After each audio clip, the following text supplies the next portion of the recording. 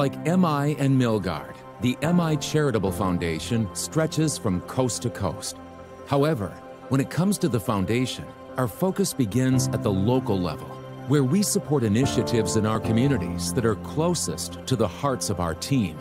Though we're quite proud of our endeavors on a national scale, MI's philanthropy started in the communities where we operate, which is why our local outreach committees are integral to the mission of our charitable foundation. We have outreach committees at each of our facilities and throughout our sales organization. These committees take a hands-on approach within their local communities, volunteering, executing events, and fundraising. These teams go above and beyond to ensure we're making a positive impact on the lives of the people who live and work in our communities. These charitable efforts take many different forms. They may involve a charity walk or run, or perhaps a canned food or clothing drive. In some cases, individuals take part in a charitable golf tournament or volunteer to work with children who are fighting serious diseases. Our annual summer concert, Childhood Cancer Paint Night, and Pennsylvania Outreach Golf Outing are three of our largest and most successful local fundraising events. Like all of our outreach initiatives, these events started with a few concerned individuals who wanted to make a difference and support those in need. We like to think of our local charitable efforts as the roots that allow the MI Foundation to grow. The MI Foundation continues to grow bigger and stronger every year because our team members have big hearts, lots of passion, and plenty of enthusiasm. The more the MI Foundation grows, the more people we can extend our support to.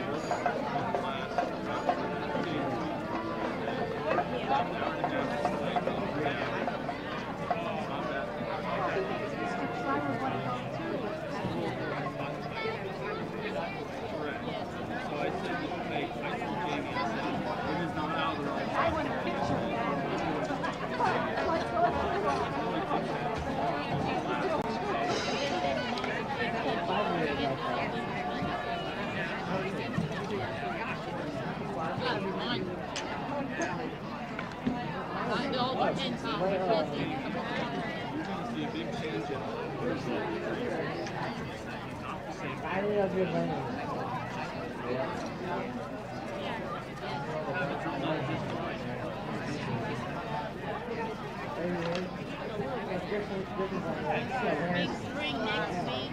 Yeah, big spring play next week.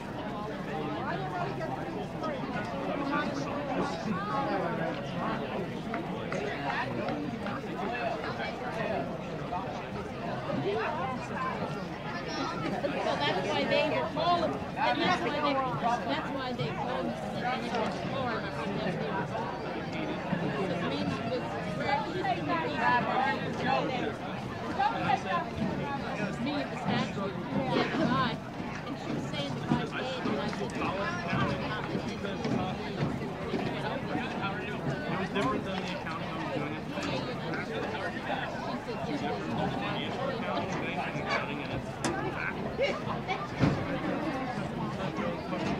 How are you? Okay, Philly's hat on, they're up 6-0. yeah.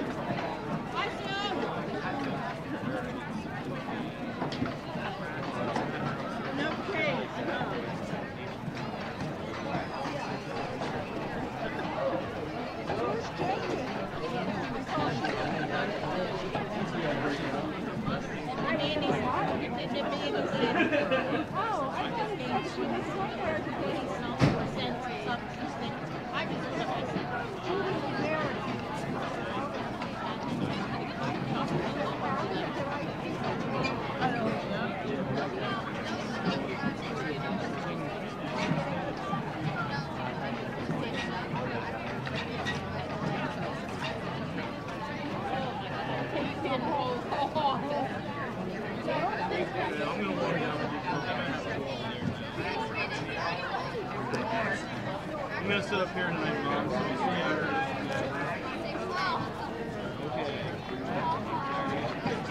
Because Jamie has a feed on right there, Torm. I should have. That was my first time there in 10 years. Yeah, it was number 19. Yeah. We got there at like 10:45, 11 o'clock. There was probably like 10 people already in there. Crazy. It was great.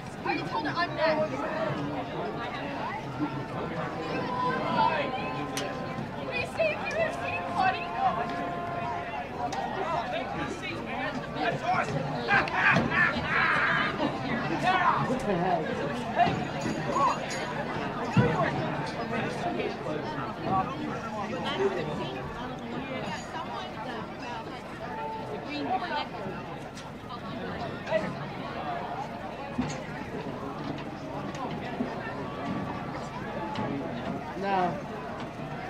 She goes to the bird. Miller's bird. Yeah, it is. No, it looks like boys.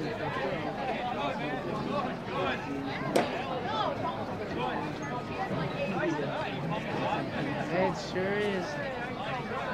Isn't that the shirt he wore last week? He He got his slippers on and everything.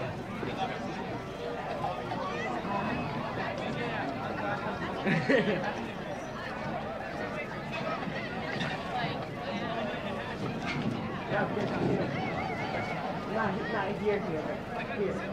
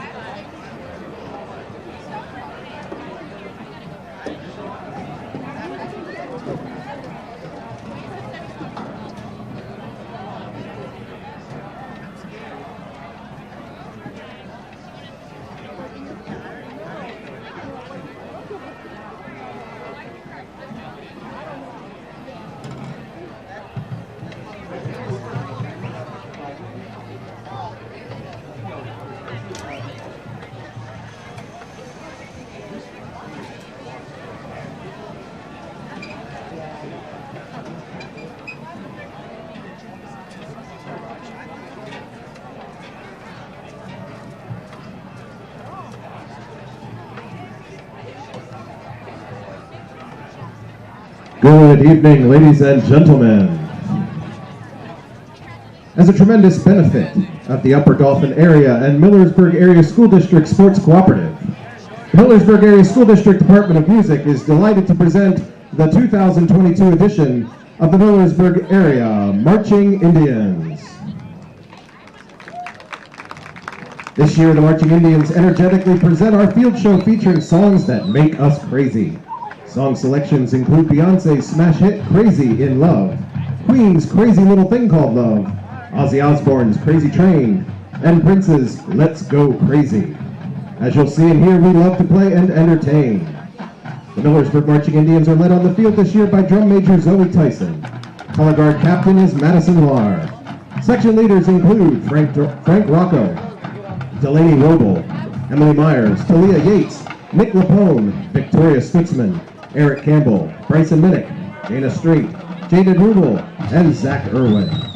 Student conductors are Delaney Rubel and Emily Myers. The Marching Indians are under the direction of Mr. Kenneth Campbell. Assistant director is Mrs. Susan Slimmer. The color guard is instructed by Mrs. Chelsea Bettinger.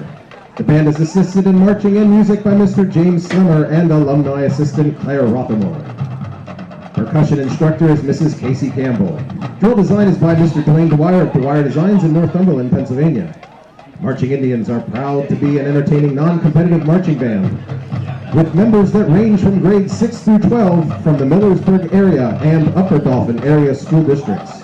Most of our band members also participate in clubs, athletics, hold part-time jobs, and excel with academics, both in middle school and high school. The Marching Indians would like to thank the Millersburg Area Music Association, the Millersburg and Upper Dauphin administrations, board of directors, and faculties for their support with finances, time, and volunteerism in making this production possible. A special thank you to our active parents, grandparents, and community supporters for helping to make the band look and sound so good. Drum major, Zoe Tyson. Is your Marching Indian band ready?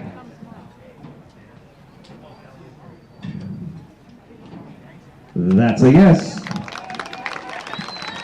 Ladies and gentlemen, sit back, relax, and enjoy the 2022 Millersburg Area Marching Indians. Well, there you go. You're a lucky man. Yeah. Thank you. Jamie, we'll put this up to save this time. Thank you. You're all bundled up already. Jeez. Yes, not getting cold.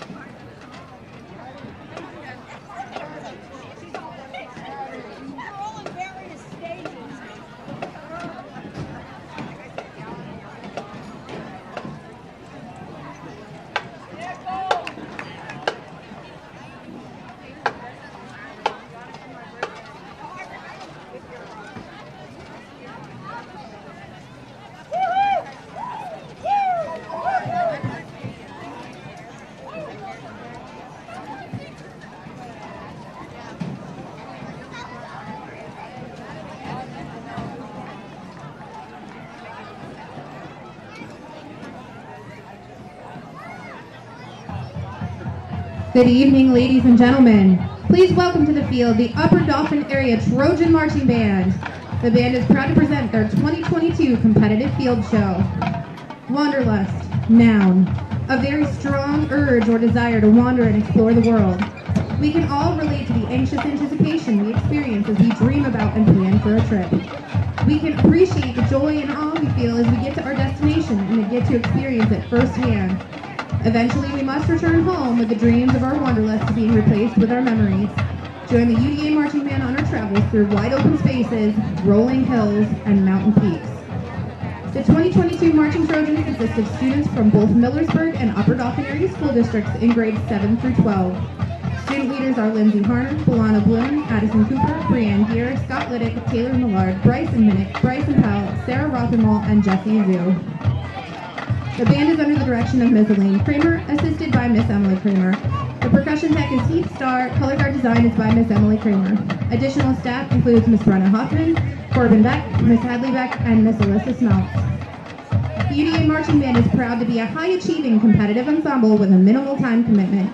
The band practices outside of school just 2 days a week, allowing students the opportunity to pursue other passions. This season, they appear at 5 regional events in the Tournament of Bands competition circuit. The UDAMB is proud to perform at the Gratz Fair Cavalcade Bands and in various community parades.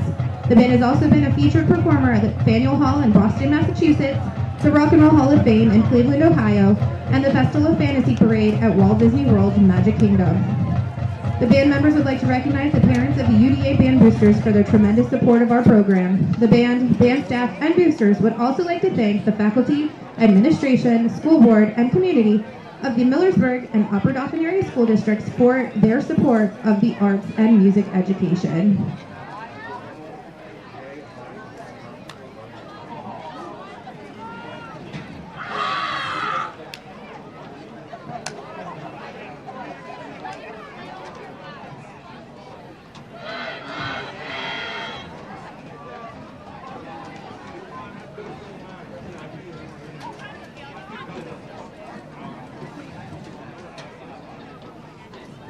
Is the band ready? Performing their 2022 program Wanderlust, the UD Music Department is proud to present the Upper Dauphin Area Marching Band.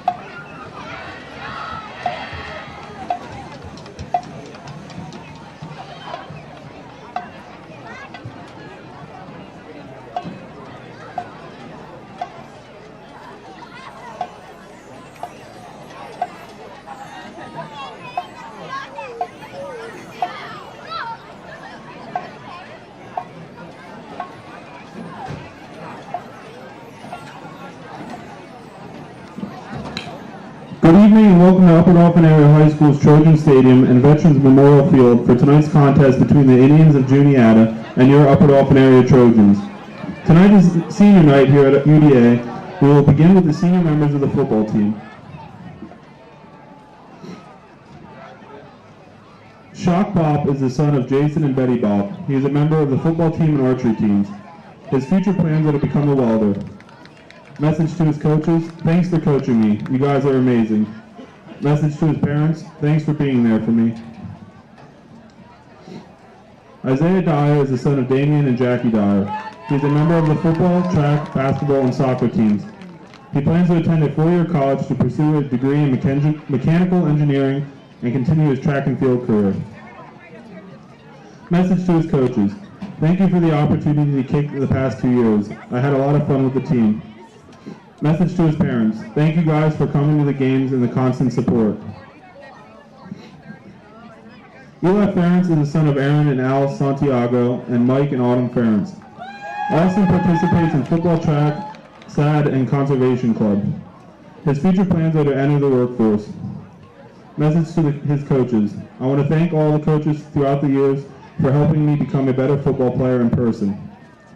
Message to his parents, thank you all for always supporting me and making sure I always had what I needed.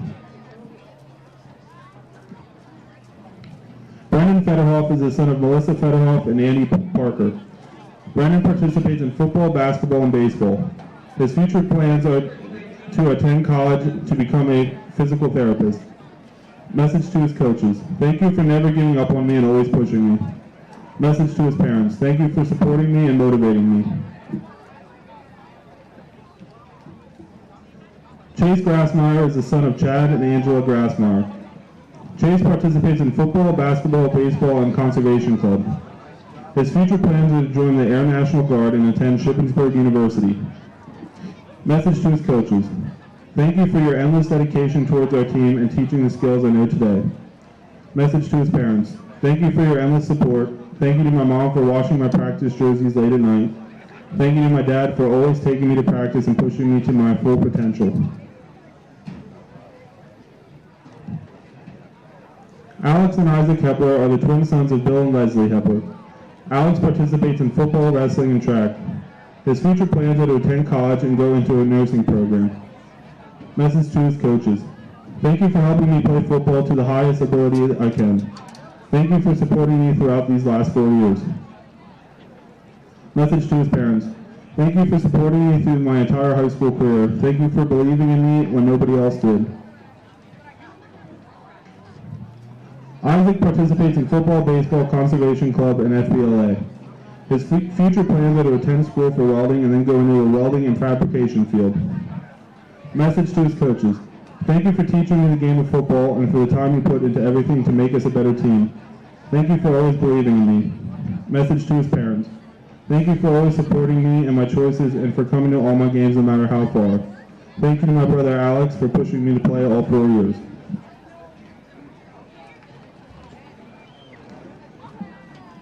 Landon Mace, also known as Carl, is the son of Ryan and Danielle Mace. Landon participates in football and baseball. His future plans are to attend college and pursue a degree in environmental science. Message to his coaches, I would like to thank my coaches for always believing in me and helping me improve every day. Message to his parents, I would like to thank my family for always believing in me and always coming to my games to support me. And a special message to Avery for being the best little sister in the world. Brady Morgan is the son of Brian and Allison Morgan. Brady is a member of the football and baseball teams. His future plans are to attend college to play football. Message to his coaches, thank you for always pushing me one step harder every day. Thanks for all the time you all put into the team and I. Thanks for being the best coaching staff I played for. Message to his parents, thank you for always supporting and pushing me.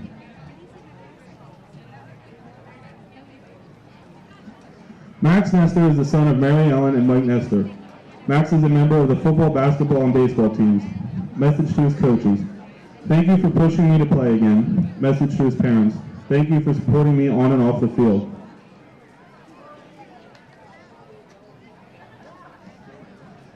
Aiden Ritter is the son of David Ritter. Aiden is a member of the football team. His future plans are to join the military and become a first responder. Message to his coaches. To all coaches along the years, a big thank you for the life lessons and support that could not be learned outside of football easily. Next, Coach Smeltz for always bringing all he has to the table to make the football season one to remember. Lastly, Coach Stewart, as much as I despise going to practice knowing I can't screw up once without getting yelled at, it made me a better person, to pay attention and make mistakes at full speed, so thank you for that. Message to his parents. Family, I'd like to give a big thank you to my sister for always coming to support me. Thank you to all previous coaches prior to high school who inspired me to stick with this tough game. If it wasn't for you guys telling me to get back up, who knows if I would have. Dad, you are always there no matter what. That speaks volumes. Thank you. Brandon Snyder is the son of Jennifer Snyder and Sean Snyder. Brandon is a member of the football and baseball teams and is in the conservation and ski club. His future plans are to attend college and continue playing baseball. Message to his coaches. I want to thank Coach Smeltz for allowing us to do all our summer activities and being a great coach. I would like to thank all my other coaches for helping teach me what I know and using your time to help us all. Message to his parents. I would like to thank my mom and dad for always making sure I had all my equipment, cooking for me, and always being there for me. I would like to thank my brother for helping push me and teaching me everything I know about lifting and a lot about football. Lastly, I would like to thank David for always taking care of my many injuries and for helping me recover. Connor Walker is the son of Brandy and Chuck Walker. Connor is a member of the football and wrestling teams. His future plans are to join the military. Message to his coaches. Thank you to my coaches for always pushing me to make me a better football player and leader on the team. Message to his parents. Thank you to my family for always coming to my games and supporting me. Cole Wallace is the son of Nick and Emily Wallace and Shannon Wallace. Cole is a member of the football, band, basketball, and track teams. His future plans are to attend Shippensburg University to pursue a degree in business. Message to his coaches. Thank you for always pushing me to be my best and never giving up on me. Message to his parents. Thank you for supporting me through good and bad and for always being by my side.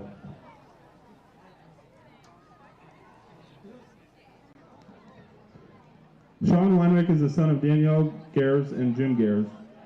Sean is a member of the football and wrestling teams and is senior class president. Message to his coaches. Thank you, coaches, for pushing me to be my best on the field and in life. Message to his parents. Thank you to my family for coming to all my games and supporting me. Thank you to my girlfriend and friends for cheering me on in the stands. Thank you to my parents for always teaching me to make the best out of the worst. Love you all. Peyton Wenzel is the son of Jamie Simmons and Tyler Travitz.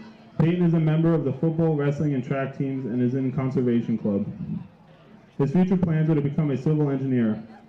Message to his coaches. Thank you for helping me become a better athlete. Thank you all for the life lessons. Message to his parents. Thank you, Mom and Ty, for always showing up and being there during every game. Thank you for always washing my game and practice uniforms and having them clean. Love you so much, Mom.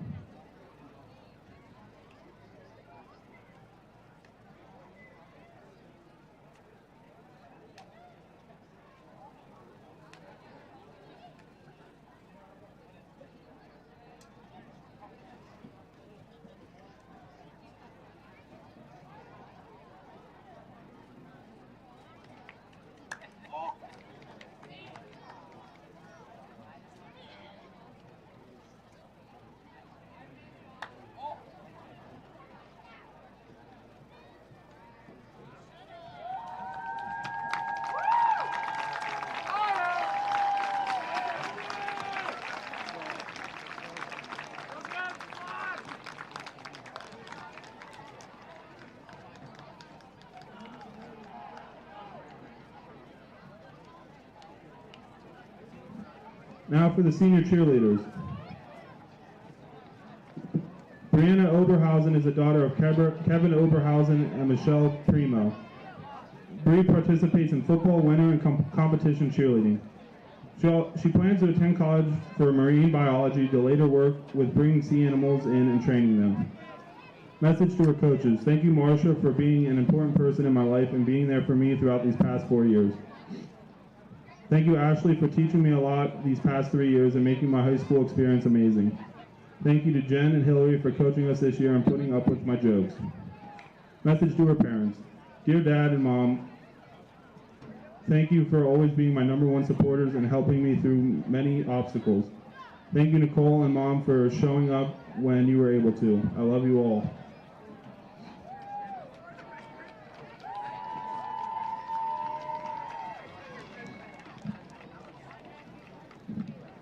Now for the Upper Dauphin Band seniors. Lindsay Harner is the daughter of Carrie Harner and Jason Harner. Lindsay participates in marching band and FFA. She plans to attend college and study nursing. Message to her instructor. Thank you, Ms. Kramer, for always encouraging the band to improve themselves and helping me to become a better leader. Thank you, Miss Emily, for teaching me everything I know about color guard. I appreciate all that you've taught me over the past 6 years. Message to her parents. Thank you, Mom and Dad, for supporting all of my activities. I appreciate the amount of time and money you put into it so I could do what I loved for so many years. I truly believe I have the best set of parents out there. Samantha McGee is the daughter of Shannon and Michael McGee. Sam participates in the marching band color guard. Future plans are to become a forensic pathologist and forensic psychologist. Message to her instructor. To Miss Kramer, thank you for always pushing me to be the best that I can be. To Miss Emily, thank you for helping me find me. I'm sorry I have given you guys such an attitude when things were hard. Message to her parents. Thank you, Mom, for helping with my issues and always supporting me. Thank you, Dad, for always telling me what I needed to hear in order to grow. I love you both with all my heart, even if I can't show it enough.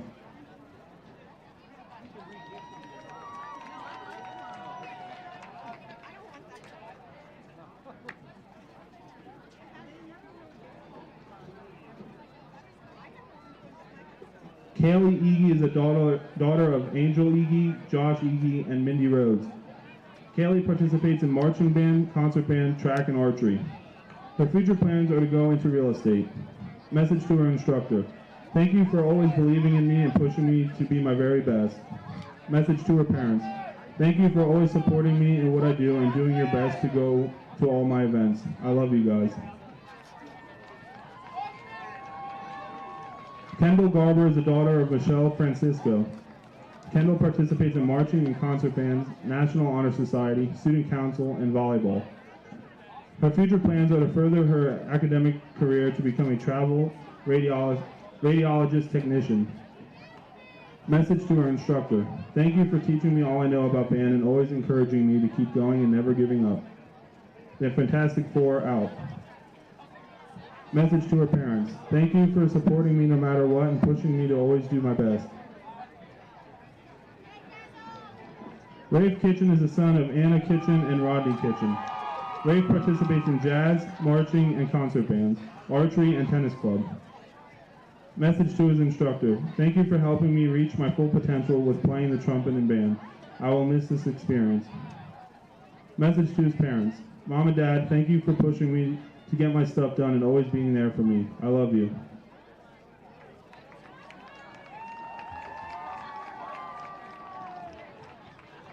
Nick Lepany is the son of William and Emily Lepany.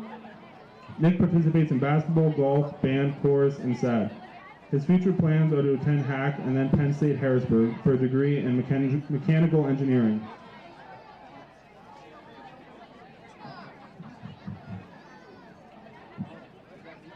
Kelsey Miller is the daughter of Lori and Charles Miller, Jr. Kelsey participates in softball, band, National Honor Society, and archery. Her future plans are to go into special education. Message to its instructor. Thank you for pushing me to do my very best, believing in me, and making my high school career so enjoyable. Thank you to my teachers for always helping me work through my problems. Fantastic Four out. Message to her parents. Thank you to the ones who have supported me in my achievements. I wouldn't have been able to do it without the support of my family/relationship. Emily Myers is the daughter of Michael and Rebecca Myers. Emily participates in volleyball, band, and choir, class secretary, and National Honor Society. Her future plans are to attend a 4-year college. Message to her instructor. Thank you, Mr. Campbell, for all you did for us the last 6 years, especially during COVID. You only ever wanted the best for us and have helped us tremendously excel in music. I'd also like to thank Mrs. Schlemmer for helping me begin my music journey and the rest of the staff for everything you have done to help us succeed. Message to our parents. Thank you to my parents for all the sacrifices for me to participate in anything I do. Along with my grandparents, they would run back and forth from wherever I needed to be and make sure to show up when they could to always support me. I owe all my success to them.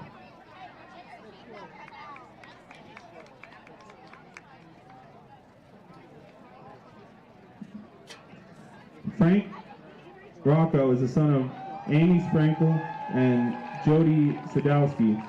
Frank participates in band, tech club, and tennis. His future plans are to become an entrepreneur traveling throughout America to make his friends with many people and to learn from their experiences in life to enhance his. Message to his instructor. To Mr. Campbell, you have always been a significant mentor in my life, teaching me many things outside of just music. I want to thank you for all the things you have taught me. I hold you in my highest regards as for the work you have done for me. You deserve it. As part of the Fantastic Four, we will miss you. Message to his parents. To my mom, we have had our good and bad days like any other mother and son would, but no matter what, I'll always love you. To my dad, you may not be able to see the impact you have had on my life, but because of you, I have found many of my passions/interests, many of them relatable to your own.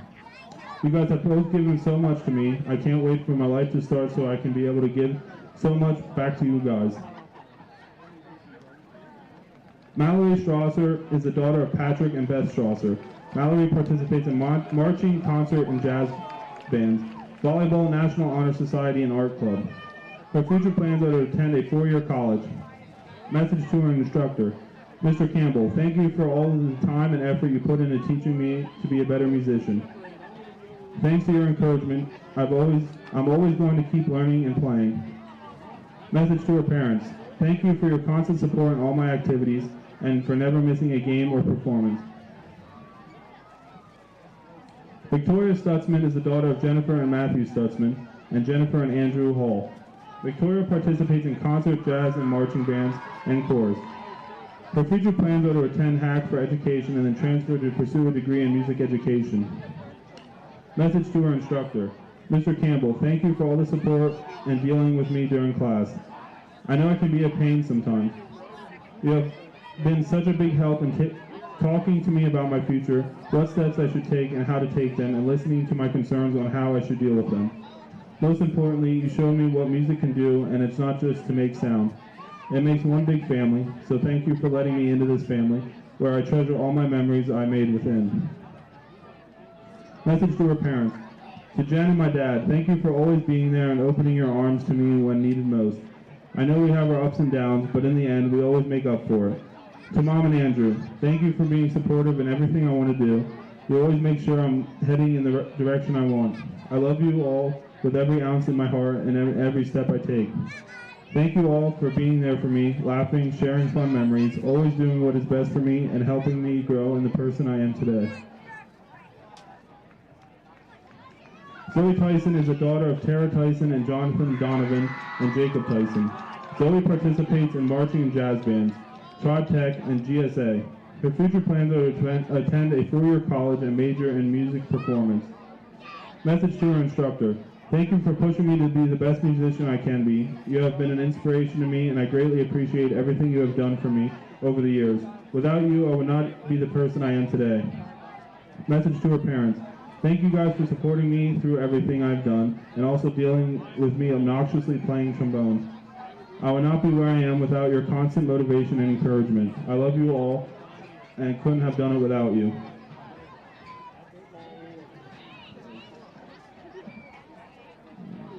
Zachary Irwin is the son of Katrina Paul and John Irwin.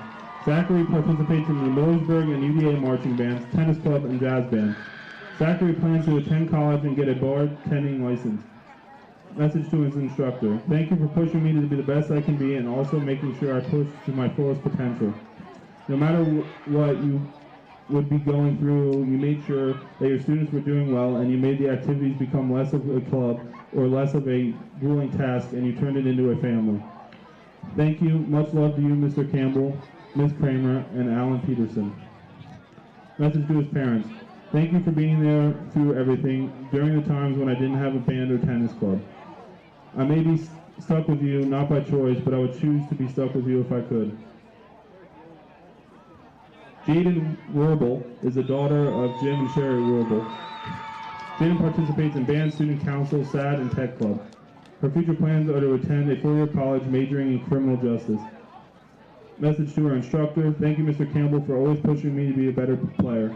You'll always give us a safe place to go. I'm going to miss that when I graduate. Message to her parents. Thank you, Mom and Dad and grandparents, for always supporting me, taking me to band, and showing up to hear the band play our field show. Thank you to the old band moms for supporting me and helping me become a better person and always cheering the loudest when you see me. Talia Yates is the daughter of Tressa Roadcap. Talia participates in band, student council, volleyball, and National Honor Society.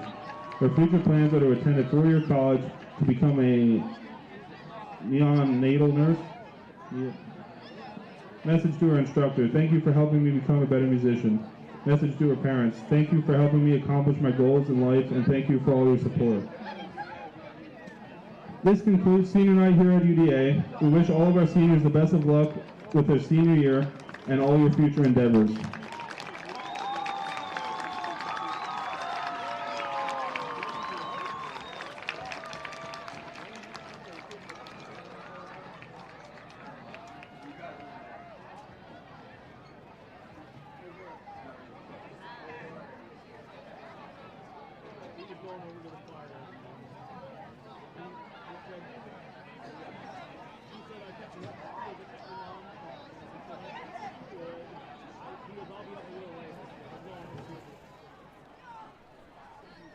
Good evening, ladies and gentlemen. Welcome to the Trojan Sports Network. We are excited to tonight bring you a highly anticipated matchup between the Juniata Indians and the Upper Dauphin area Trojans. We shout out to all the seniors who just got recognized here prior to the game. We think it was 32 seniors, Blake. Yeah, quite a bit. Took a little bit of time here. From the cheerleaders and the marching band. As a reminder to all spectators, but we have a big showdown here tonight. Both teams come in 5-2 records. The Upper Dauphin area both undefeated in division play. A spectator conduct policy. Last year these guys met. Score was 20-0 Juniata. Juniata pitched a shutout. Yeah, I believe it was the first time the Trojan, what we call the new Trojan offense, has been limited to no points in that game. So it'll be interesting tonight to see. Juniata comes in. They have not given up a point in division play, all shutouts. Ooh. Well, like you said, I mean, last year, shutting us out, and hearing that statistic today, I did not know that, and it's kind of scary to think about, right? So we just did get some late information here that the Indians will be without one of their top players offensively and defensively. Ooh, that will hurt. Yes, Waylon Ehrenzeller, the 5'9", 160-pound senior tailback and linebacker, suffered an injury last week, and he's not dressed today. So that will certainly be something to keep our eye on tonight as we see these two teams go at it. We are looking like the teams are just, Juniata is on the field. The Trojans are starting to come down. But we're looking at Upper Dauphin. Offensively, they've kind of got things going the last couple of weeks now, granted. Maybe if you look at who they played, it has a little bit to do with it. So we'll be seen tonight if they are able to keep that offense going against a very good Juniata defense. Yeah, I mean, we've been talking about it all year long. I mean, this is going to be the game that's going to decide the Liberty Division. And like you said, with some of our opponents earlier in the year, it was just kind of preparing us to this time, right? Right. And, yeah, we're really excited for this matchup between Juniata and Upper Dauphin here. Here come the Trojans. Here come the Trojans. The song's playing, so we're going to take away and let you see them come down through here.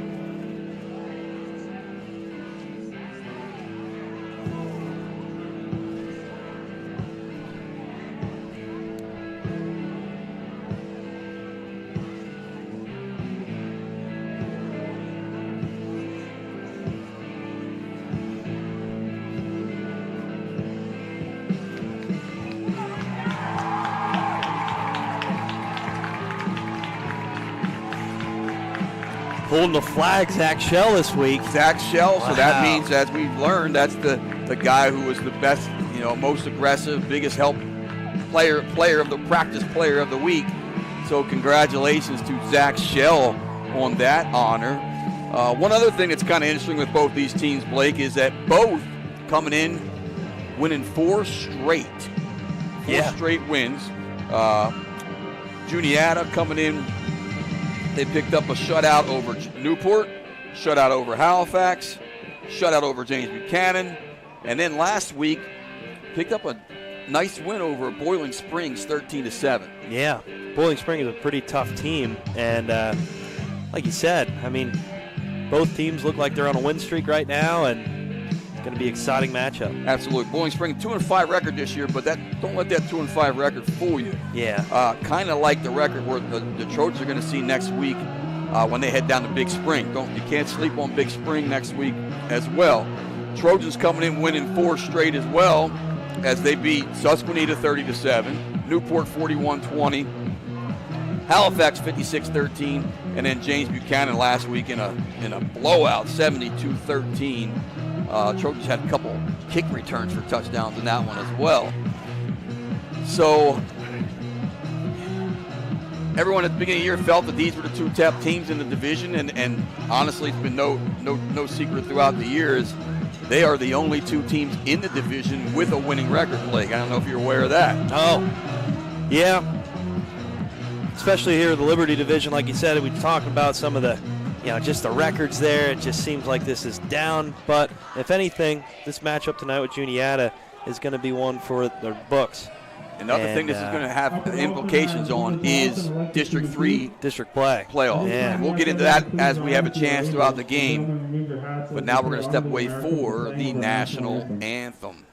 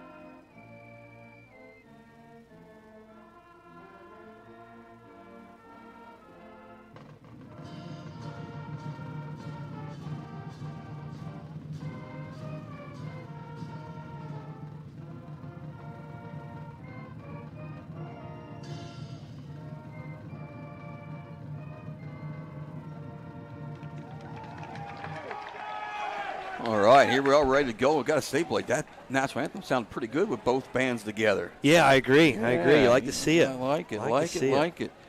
So you guys at home got a special treat tonight as you got to watch the marching Indian band, the marching Indians, and then follow that up with the marching Trojans. So yeah, I like to hear Ozzy out there. That was awesome. A little Ozzy, and got to see the competition show of Upper Dauphin's performance. Both bands doing a nice job there. So, but the reason we're here is to watch a football game. Yep. So exciting matchup. Definitely an exciting matchup.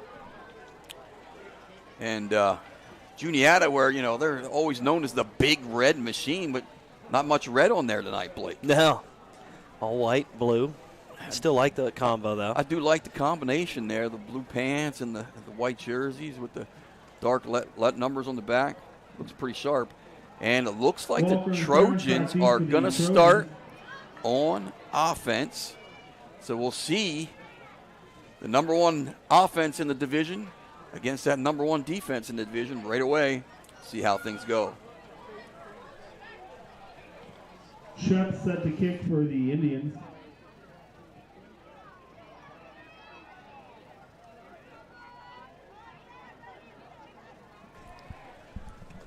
So here we go. We're set to get things started here.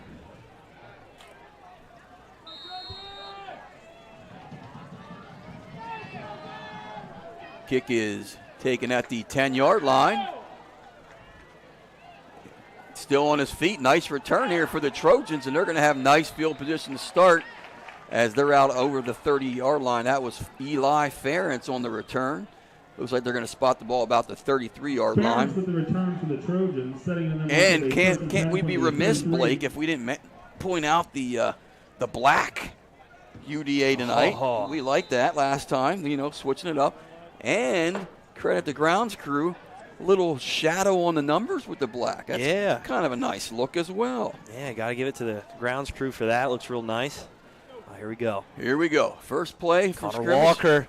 Connor Walker has a big opening. He's got big yards, and he's pushed out of bounds. And the Trojans, first play, 1 first down. Definitely start you want as Trojans are moving the ball. Big start there. Now the Indians play a 3-5 defense, Blake. Yeah. Try to get a little bit more speed out there. Something we have not seen, I don't think, at all this year. No. And, again, that's probably just trying to keep up with the speed that we have on offense and trying to get as many athletes out in the field as possible. There's Brady Morgan. Little movement. Bingaman kept it. Bingaman kept the ball. That's not something we've seen much this year. No. So maybe a little new wrinkle the Trojans are putting out. Up front defensively for Juniata, the tentative stars that we had were John Kaufman at the tackle, Jarrett Kondo at nose guard, and Lane Piper at the other tackle. So 220, 220, and 200 going across the front there.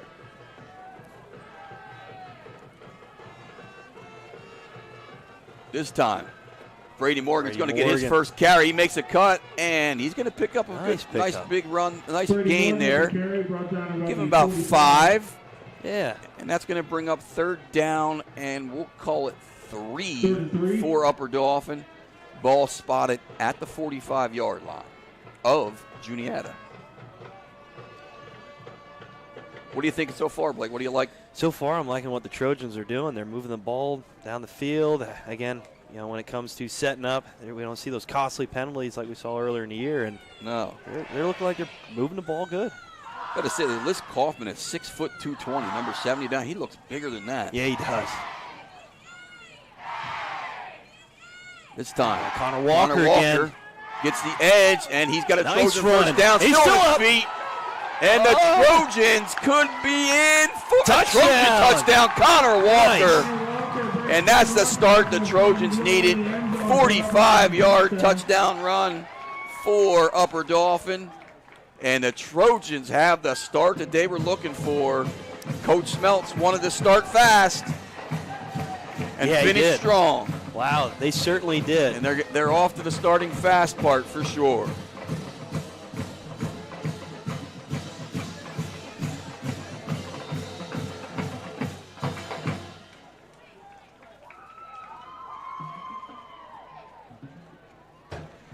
So definitely the start you wanted to see if you are a Trojan fan. They're going to go for 2 here.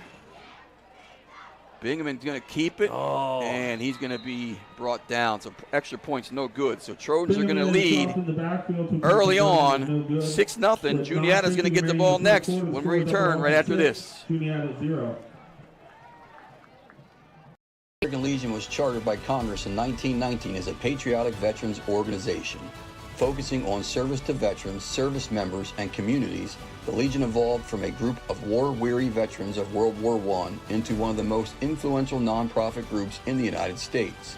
It has influenced considerable social change in America, won hundreds of benefits for veterans, and produced many important programs for children and youth.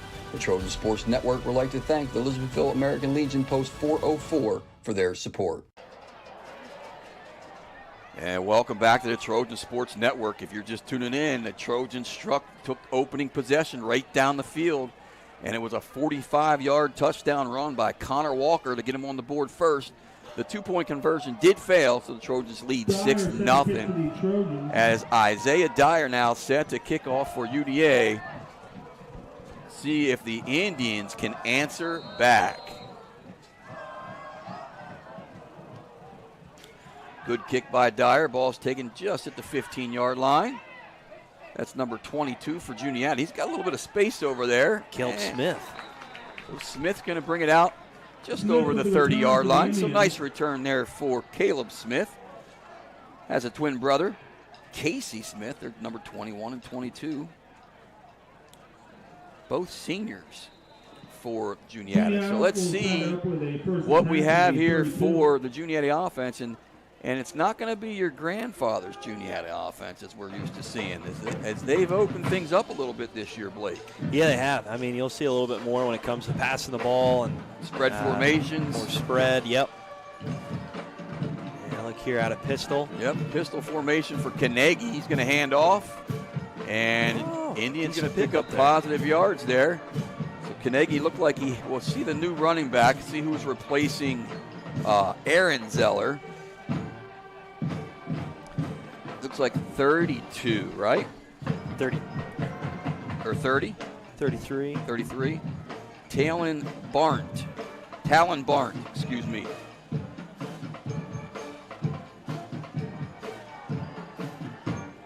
We watch any of these names, we do apologize. We do the best we can. This time, Carnegie going to give it to Barnes again. He's being very patient. First down. And he's going to pick up a first down.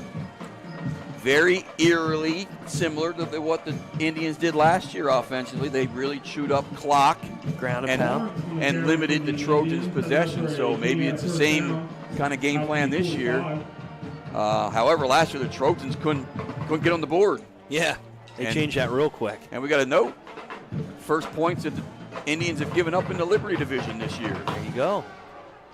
Happened pretty quick, too. Again from the pistol formation. This time going to give it to nothing going back and Caleb Snyder. That one did not look good from the get-go. As 34, Seth Laub was on the carry. But what do you think? That didn't look real good to start, Blake. No. Give it to the Trojan defense here. Snyder was in on that real quick. Stop him before it could even get going. So that's going to bring up second down and 10 for Juniata at their own 45-yard line. Been all runs thus far for the Indians. Carnegie again from the pistol. One receiver to the top of your screen. Ooh, pass. Now we're going to see a play-action pass here. Carnegie fires, and that's well overshot for the intended receiver. Give it to Mace there. Nice, strong coverage. Great coverage by Mace. He's done a nice job in the secondary for the Trojans this year. So the incomplete pass will stop the clock with 7:57. That's going to bring up third down and 10. One guy to watch in passing situations, Blake, is number 11, Jasper Sheps. Just a freshman, 6 foot, 160 pounds. Has a lot of receptions for the Indians on the season. And it looks like he's going to be down here at the bottom of your screen. Yeah, doubles formation. Motion over to trips. Nagy looks, he's going to fire. He puts one up, and that's going to fall harmlessly to the turf. Yeah, nothing going there. So good coverage in the secondary by Upper Dauphin, and that's going to bring up fourth down, and the Indians are forced to punt. All right. So all Trojans here to get things started. See if the Indian defense can make some changes to get that Trojan offense in check.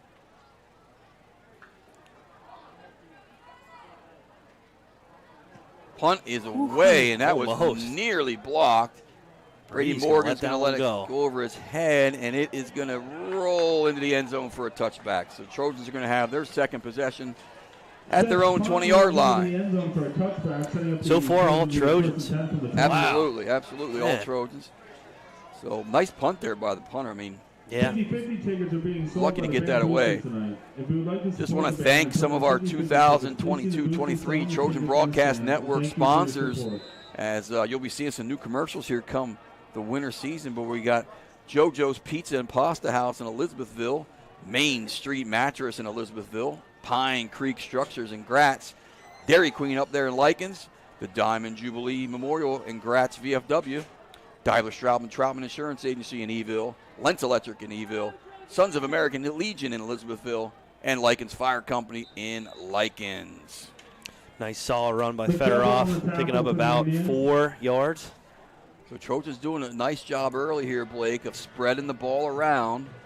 Federhoff, I believe that's his first carry thus far. Yeah, it is. Walker had a couple carries, and Brady Morgan. And Bingaman. Yep, Bingaman too. Bingaman, like I said, new wrinkle there. And I asked him at lunch today. I saw him at lunch. I said, "What's the wrinkle be this week?" He said, "Me running the ball." There's Federhoff again.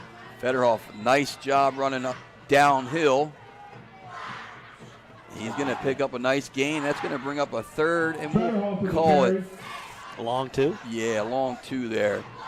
So Trojans doing a nice job of keeping the ball moving forward, not getting behind the sticks.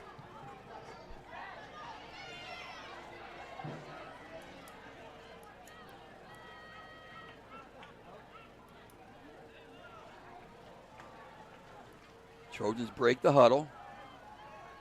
Bingaman brings the guy in motion. Going to come back against Connor Walker. Is met quickly there. Nothing going. Number 70 on the tackle. That's Kaufman coming down from his defensive tackle position there, making a nice stop. Seth Lobb, too, getting in on that tackle. So the Trojans are going to be forced to punt on their second possession. So credit that Indian defense. Yeah, settling down after that first possession. And we'll see. I mean, it's always in high school football. The punts can be always entertaining and game-changing, Blake. That's for sure. You could just have one bad snap. So punt is away. Nice punt, high.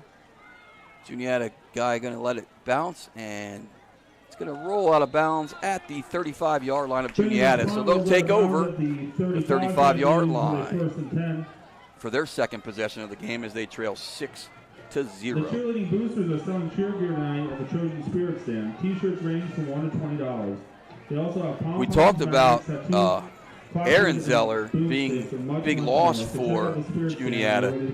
He was their leading rusher coming into the night with 62 carries, 568 yards, Blake, 9 touchdowns. Wow. You can only imagine. I mean, that's a big production from your offense, and not having that's going to hurt. He was also their leading tackler on defense.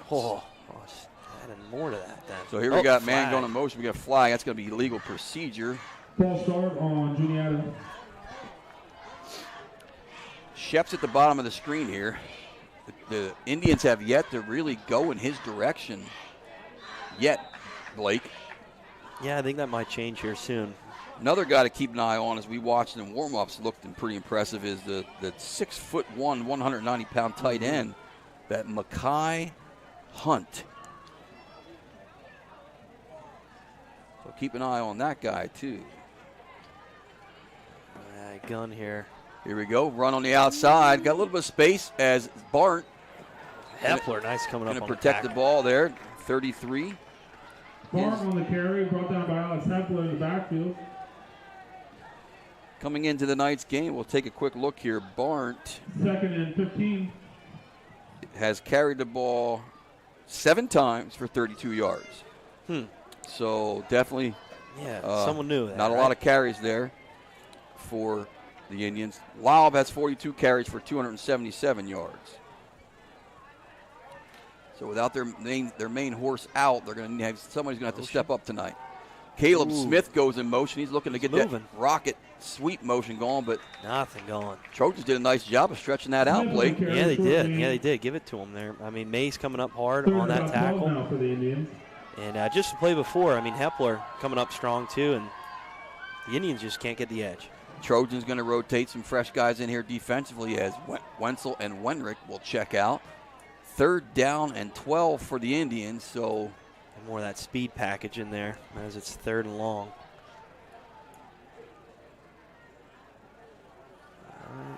Carnegie fires to his nice right. Throw and catch. That was a very nice catch as the receiver went up for it. We get a number there. 21. 21, that's Casey Smith.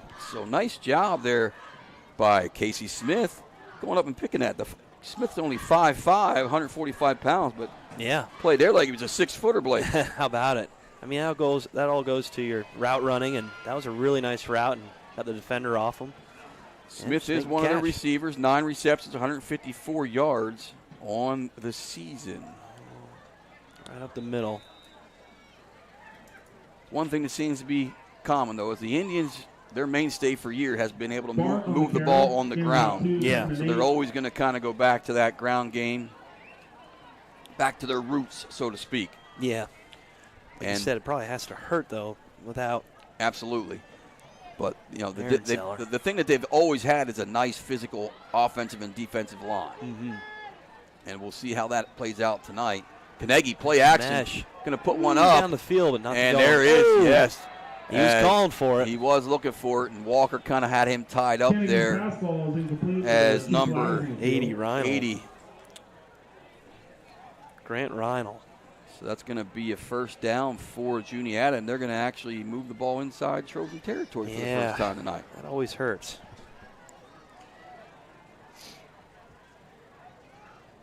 Like you said, I mean, Juniata is always known for having a big line, and we'll see how that maybe can wear down the Trojan defense as this game prolongs. That was one of the keys last year is the offensive line and defensive line kind of controlled things and really kept the Indians in that, Juniata will set up first and 10 that game last year. Under center this time. Yeah. Okay. That Laub, I believe. Barnt on the carry. No, Barnt, excuse me. Yep. He's going to maybe pick up 2 yards on that play. Indians rotating some guys in and out here.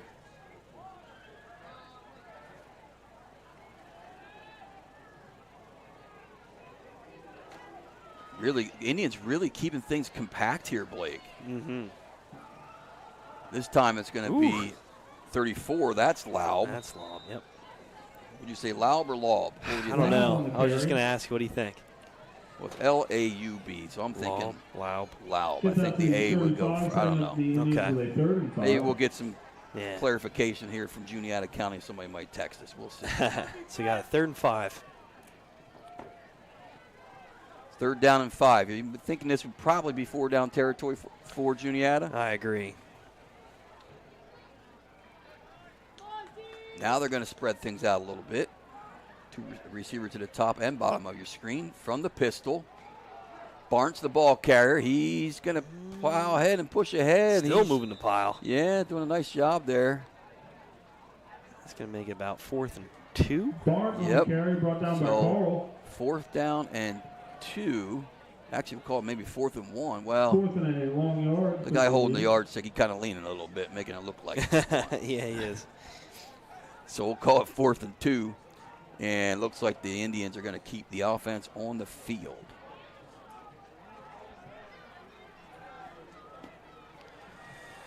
Pistol formation here. Again. Barnt. Ooh, wide open, look out. And he's got one guy to make miss. He made a miss, that's for sure. And helmet off. Wow, down at the 1 yard line. Going to be tackled at the 1. Wow. Got a helmet missing there. I think that was Hepler. So nice run there by Barnt. And the Indians they're rushing up to the line. They're getting ready. Like the pace here. QB sneak. Why not? Carnegie going to fire behind the big offensive line. And wow. Touchdown Indians. And they tie things up. I always like that. I mean, if you have a long, big run like that, 20-yard or so, and then you can just catch the defense off guard by just coming up and running a QB sneak right off the bat. And you think a lot of times, too, Blake, is the defense is maybe a little tired and winded from hustling back to get down. Demoralized, you name it, right? Extra point attempt here by Juniata. And they got it. Up and good. Number 11, Jasper Sheps. That's the receiver we were talking about. Mm-hmm. So that's going to be a good. PAT's good. And Juniata is going to take a 7-6 lead as we're going to take a step away for a quick break.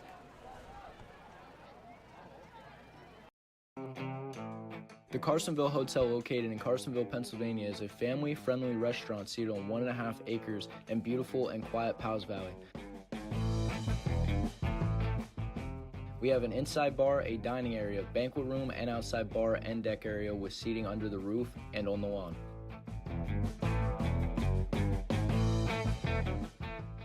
At the Carsonville Hotel, you will find a wide variety of food choices ranging from wings, burgers, steaks, and seafood.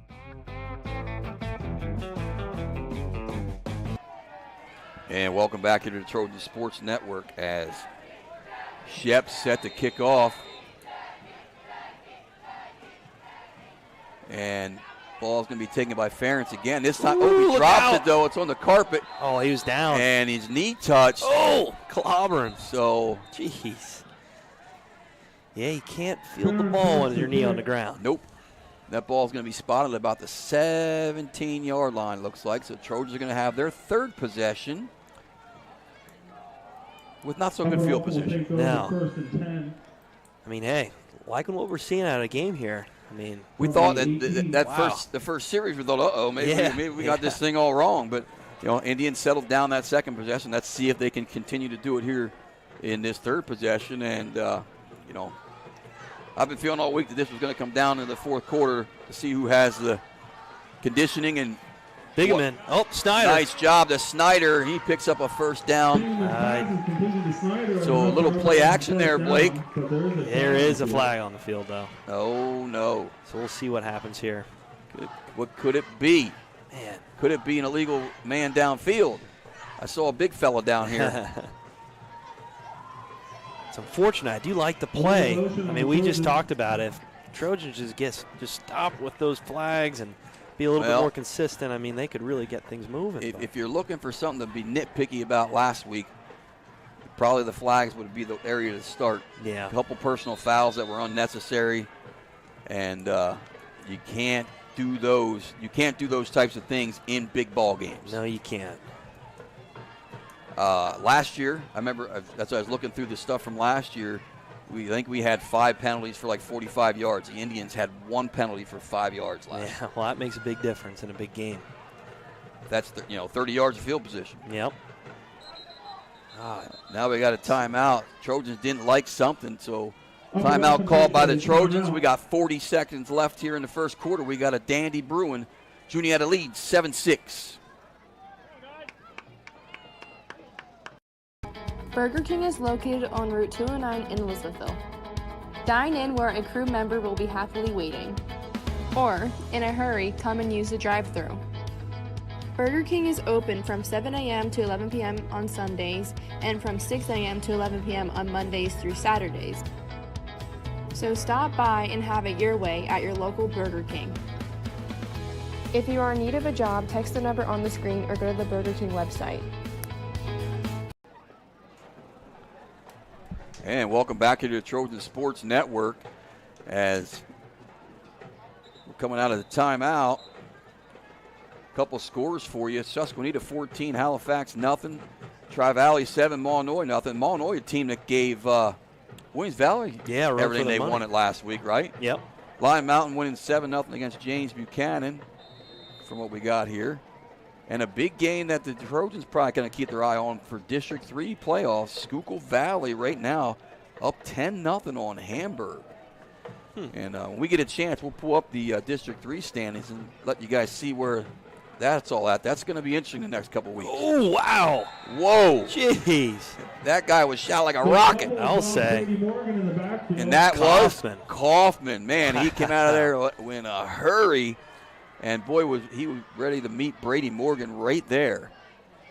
Like we were just talking, I mean, that line from Juniata. How much difference, Blake, when you're playing that 3-5 defense, is that different for the offense blocking? Like, is that making a big difference for those guys up there?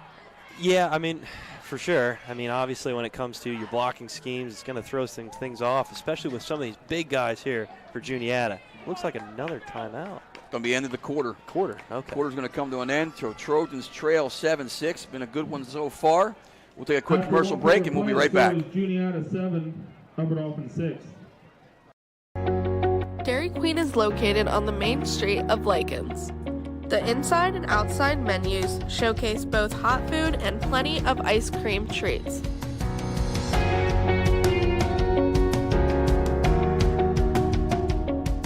Dairy Queen is open 11 a.m. to 9 p.m. Sunday through Saturday. Make sure you come and check out all the seasonal blizzards. Remember, it's fan food, not fast food.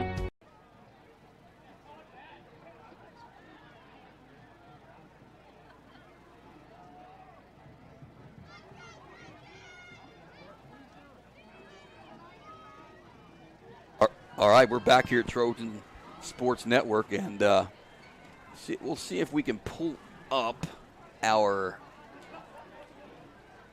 District 3 standings for you here.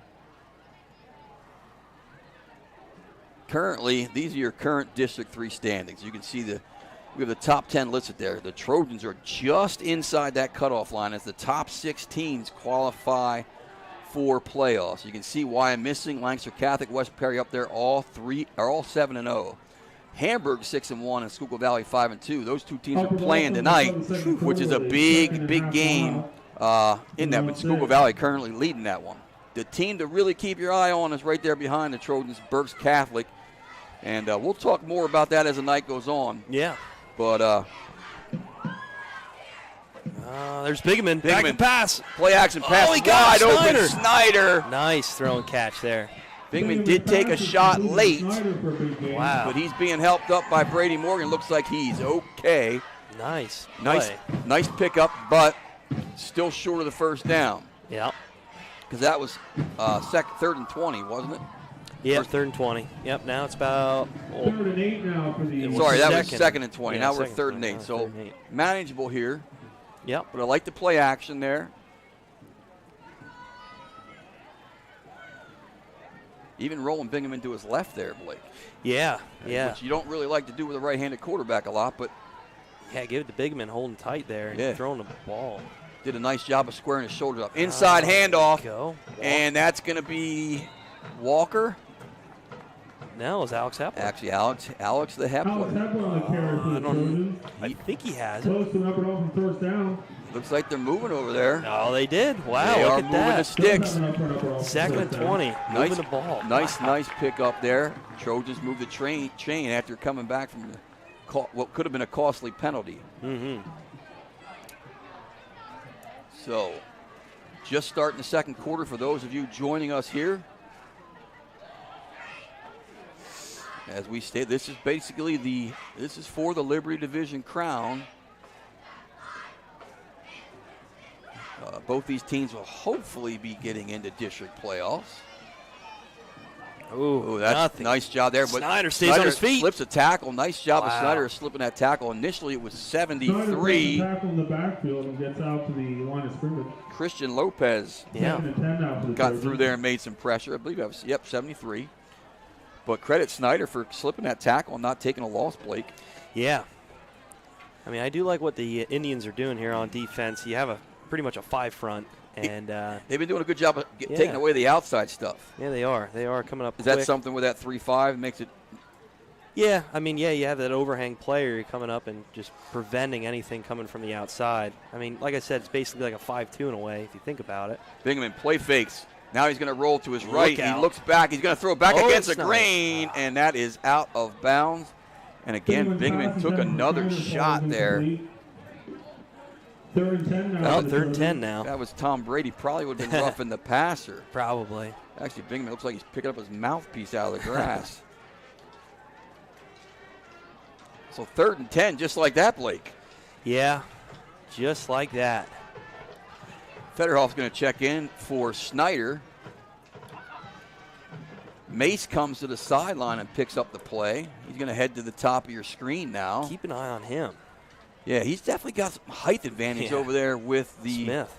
Yes, absolutely. You see if that's something the Trojans try to perhaps, and they're going to have to take a timeout because they did not do a nice job there with clock management. No, they didn't. They were just about to get another delay of game penalty. So timeout by the Trojans. We'll take a timeout with them. You're watching the Trojan Sports Network. David's Church invites all Valley schools to come to their 5th quarter at The Rock. Head on over to The Rock, the new community center, and enjoy food, games, and friendship. The 5th quarter celebration will be held after Friday night Upper Dauphin home football games for students in grades 9 through 12.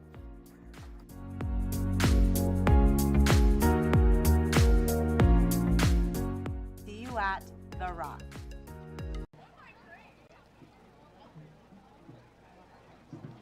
And welcome back here to the Trojan Sports Network. As the Trojans are now faced with a 3rd down and 10. I'm going to go out on a limb here, Blake, and say I believe maybe we'll see that little draw play that we like to do. Yeah? Didn't want to give it away to the audience, but well, I think the guys watching at home have seen the Trojans enough. Yeah, they know it. Although it is a little bit different as Little Stu's actually calling the plays now more than Big Stu. Ooh, got him to jump. Look at that. Trojan's going to get 5 free yards here as the Indians went a little early. Encroachment on Juniata. So that's going to make this a little more manageable. Going to be 3rd down and 5. Trojans with a 3rd and 5 now.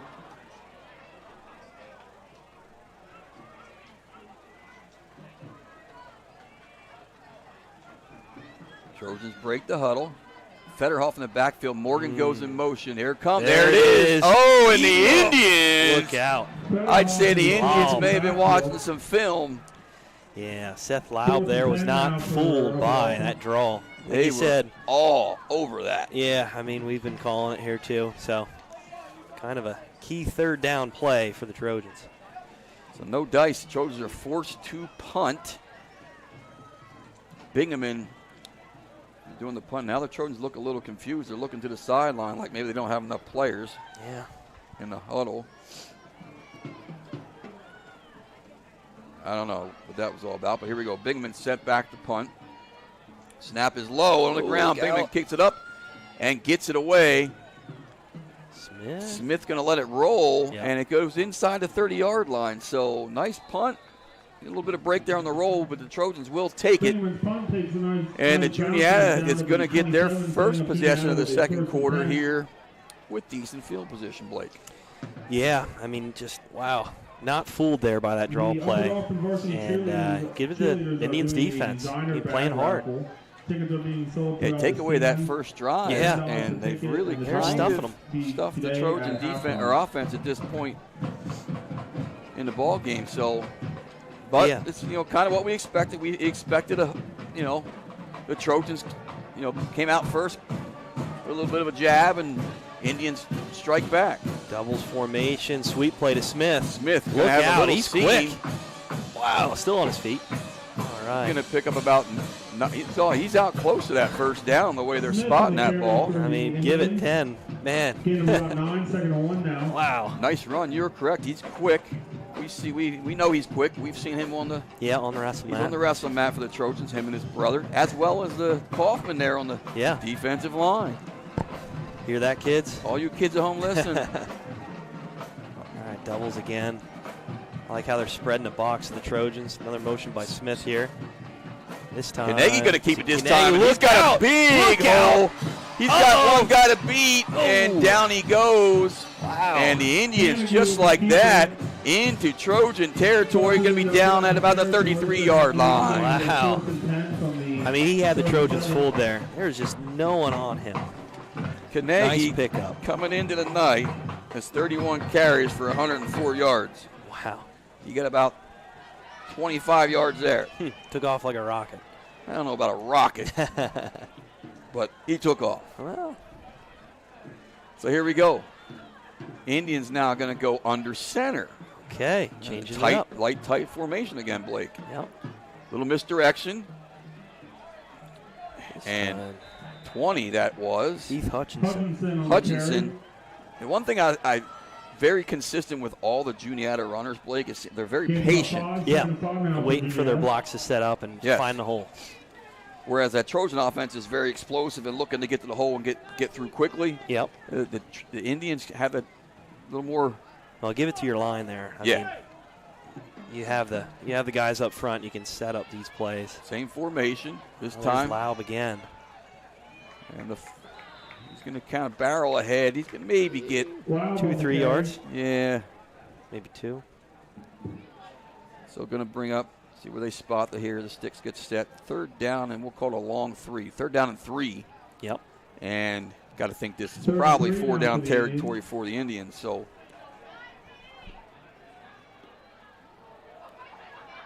keep an eye on a guy with the green gloves down there. Boy, you can't miss those. No, you can't. Ooh, look out. This time, right up the gut, and that's going to be a Juniata 1st down. Is that Hutchinson? That was number 30. Jordan Dickinson. Yep.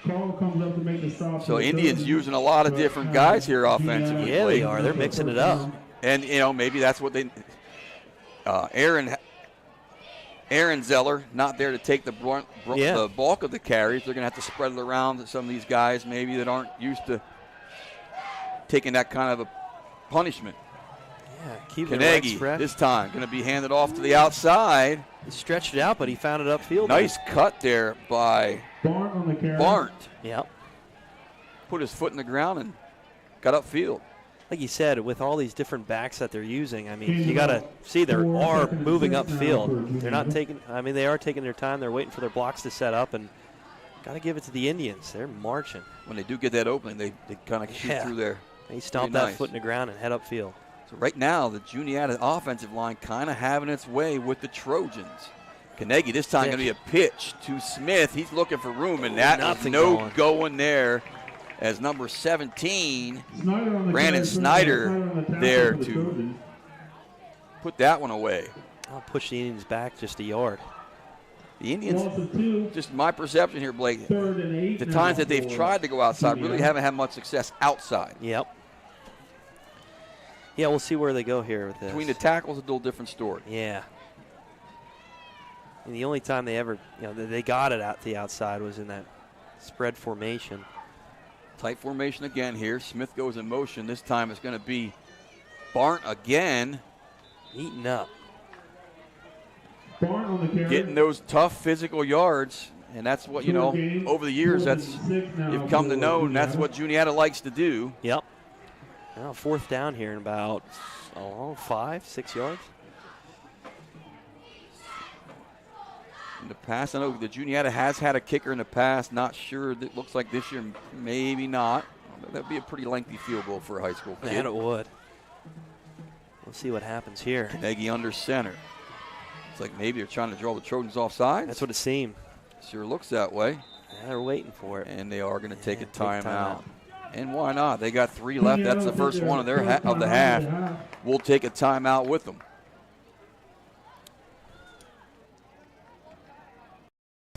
Daibler, Straub & Troutman Incorporated is a local insurance company that was founded in 1986 when 3 separate local insurance companies decided to join forces and become what is now known as Daibler, Straub & Troutman. Being a partner in the Keystone Insurers Group aids them in their goal to provide its clients with a large array of quality choices within the insurance market. Still have questions? You can ask any of the local companies that are insured by Daibler, Straub & Troutman, such as Cuppy's Propane, Dairy Queen, or Halifax Area School District. Head over to their main office, which is located right across the street from Cuppy's on the Square in Elizabethville, or go online to www.dstinsurance.com. And welcome back here to the Trojan Sports Network. A couple of scores to report to you from around the area. Lime Mountain 27-0 over James Buchanan. So the Eagles looking to get to 500, Blake. Yeah, it seems that way. I mean, we have them, next week, right? No. 2 weeks. 2 weeks. Carnegie comes out here in the pistol. 4th down and 7. For a pass Gonna here. Fire. Looks like a slant, but that was a little off the mark. Yeah. So Juniata going to turn the ball over on downs. 4:18 remaining here. Now the Trojans started possession with the first half with the ball, so they'd like nothing more than to march down the field here and take the lead into halftime. A couple other scores for you. Tri-Valley, your Bulldogs, your alma mater, 14-0 over Mahanoy. Susquehanna up 21-0. Williams Valley 14-7 over Marion.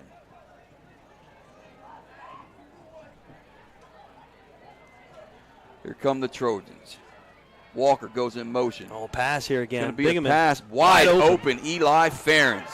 Down the field he goes. And nice pickup there by Ferentz. Nice throw by Bigeman. Yes, absolutely. He had a lot of time back there, Blake. I think I might have been able to. I don't know if I got through it that far, but definitely had some time there for Bigeman. So nice job by the O-line of the Trojans, setting that up. So Trojans move the ball down now here quickly. 37-yard line, 1st and 10. Just under 4 minutes here in the half. This time, Walker tries to get outside. Oh, and what a hit there by number 53, Lane Piper. And guess what? Another Juniata wrestler Lane Piper is. Oh, there's a flag on the field. Ooh, flag. What could it be? I don't know. Illegal procedure on the Trojans. Oh, man. On the Trojans. So another penalty for Upper Dauphin. Going to push them back. You always like to see a hit like that. Wow. 5 yards. Almost wonder if Indians would have maybe declined that, Blake. Because Upper Dauphin didn't pick anything up on the. No, I agree. Or do they not have the option of decline that one since it was procedure? Yeah, I don't think pre-snap, right? Yeah. So it's like the play never occurred. Yep. Man, Connor Walker wish it didn't either, you know. Yeah, that was a boom, a booming hit there. But here we go. Bingaman. Morgan goes in motion. Bingaman rolls to his right. He has a man open. That's nice catch. That's Tegan Angle. Sorry, couldn't get his name out of my mouth. And nice little pickup there. Trojans doing a nice job. Yep. Moving the ball through the air a little bit here, Blake. Nice rollout by Bingaman and delivering a seamed at Angle. So second down now, and we'll call it 7. Now we go under 3 minutes here in the first half. Mm-hmm.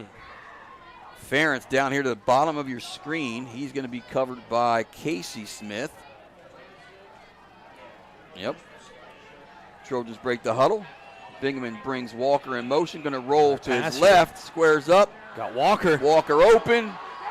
Nice open field tackle there by number 21, Casey Smith. But not till Connor Walker picks up a first down, Blake. Nice throw by Bigman again, leading Connor Walker to the sideline here. Good throw, good catch, good pickup for a first down. So 2:20 and counting. Trojans have one timeout. They're looking to enter Juniata territory for the second time this evening. Ferentz is at the top of your screen. 2 deep safeties for the Indians. Another throw. Bigman throws. This time to Morgan. Brady Morgan makes a guy miss, makes another guy miss, and then he's shoved out of bounds. I think it was the same play, other side of the field. I think it was too. Why not keep it going? Looks like he stepped out of bounds early, so they're actually moving that back a little bit. So still nice pickup for Upper Dauphin, but stops the clock. 1:58 here in the second quarter. So Trojans coming out and moving the ball down the field through the air. Bingaman doing a nice job there. And with this defense, I mean, it's just going to it's really hard to get a linebacker out in that zone to protect that pass. These Trojans are wide open on these passes. They are. Why not do it again? Oh, here we go. See, that was the We're going to have what? False start on the Trojans. Yet another penalty. I believe that's 4 now already tonight. Yep. Bingaman comes over and gets the play from the sideline. So that's going to back the Trojans up. So it's going to be second down, and we'll call it 8. 1:58 still on the clock. Eli Ferentz is at the bottom of your screen. Keep an eye on him. He had a nice catch and run earlier in this drive to kind of keep things moving, get things started, actually. Walker in motion. They're going to roll to his left. Bingaman throws wide open. Oh, and that was a nice break on the ball by Sheps, the freshman, 6 foot, 170 pounds of him. Nice job there, Blake. Yeah, I don't know if you saw that in the last play here, but Piper laying out Connor Walker before he could even get out into the flat. And, obviously with Juniata getting hit with that same play over and over and over again, trying to eliminate that pass route. I did not see that. Play by nice him. Catch there, my broadcast partner. Yeah. So now third down and 9. I guess we're going to call that. It's still 8, I guess, but.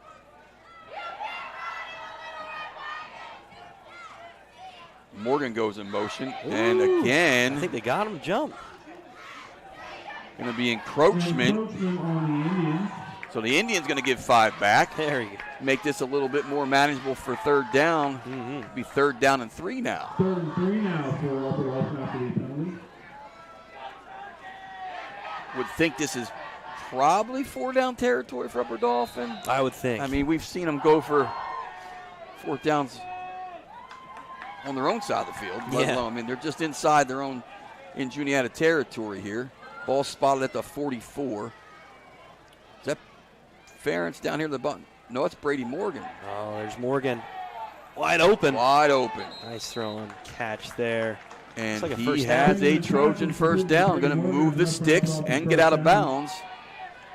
So those couple of plays really only took about 13 seconds as we have 1:45 on the clock here. So nice job of managing the clock here for Upper Dauphin coming near the end of the second quarter. They do have one timeout. Ball spotted on the 40-yard line. Bingaman drops back. Federoff on the flat. Makes a one-handed catch, and then he's upended. Gets back to about the original line of scrimmage. Again, another nice open field tackle. I believe that's the other Smith. Caleb Smith on that side, Blake. Clock is running. Bingaman going to roll to his left this time. He fires to Brady Morgan. And nice tackle there by Smith. I mean, I would suggest, I would probably think it's going to be the same play to the opposite side of the field this time. Yeah, I would think so. It's kind taking of apart. Trojan's trying to do a quick substitution here. It's Caleb Snyder comes in for Federhoff. Ooh, that didn't look good. That's going to be a penalty on the Trojans. So 1:03 left here in the second quarter. Trojans trying to get things, trying to take the lead late here in the first half. 3rd down and 10 now for the Trojans. 5-yard penalty is going to push them back, and 3rd and 10 from the 40. And we're under a minute. Clock continues to run on the restart. Ferentz to the top of your screen. Keep an eye on Morgan here as he's the second receiver from the top of your screen. Yeah, I probably think they're going to gun down the field. Here we go. Bingaman throws. There He's looking Morgan's way, and it's out of his reach and nearly picked off by a diving Juniata defender. Clock's going to stop with 39 seconds. 4th down and 10. Now here's the question for you, Blake. Do you maybe consider punting this one? I would probably punt it. I think so too, but we'll see what the Trojans do. As you're really kind of taking a chance if you turn the ball over here at the 40-yard line. And they are bringing the punt unit on. And I like this decision. Yeah, I agree. Like this decision. Yeah, you don't want to give Juniata an opportunity to score here before half. Bingaman Zach the punt. But is away. Whew. Caught cleanly, and that's Sheps. Oh, that is that He's got a little receiver. room. Look out. Oh, he's still up. And he's finally knocked out of bounds at about the 30-yard line, so actually 32-yard line. The punt is returned by Sheps. It's going to be about a net of an 8 yards there on the punt. Mm-hmm. So 26 seconds left. See if maybe the Indians take a knee or think they take a shot down the field. I'd probably think a shot down the field. Who knows? Juniata will set up with a 1st and 10 from the 32-yard line. So entertaining first half. And it looks like maybe the Indians are just going to take the old knee. I think so. And head into the halftime with the lead. So entertaining first half, back and forth. Some good defense, a little bit of offense mixed in. Juniata's going to take the lead, 7-6. We'll be back after halftime.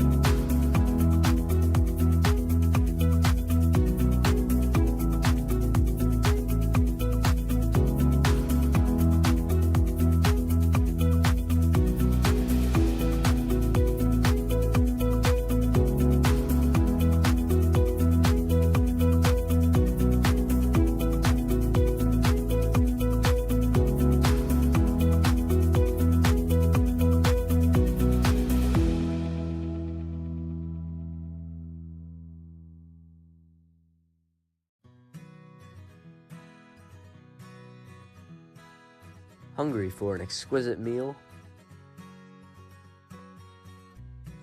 Or have the urge for a round on the greens?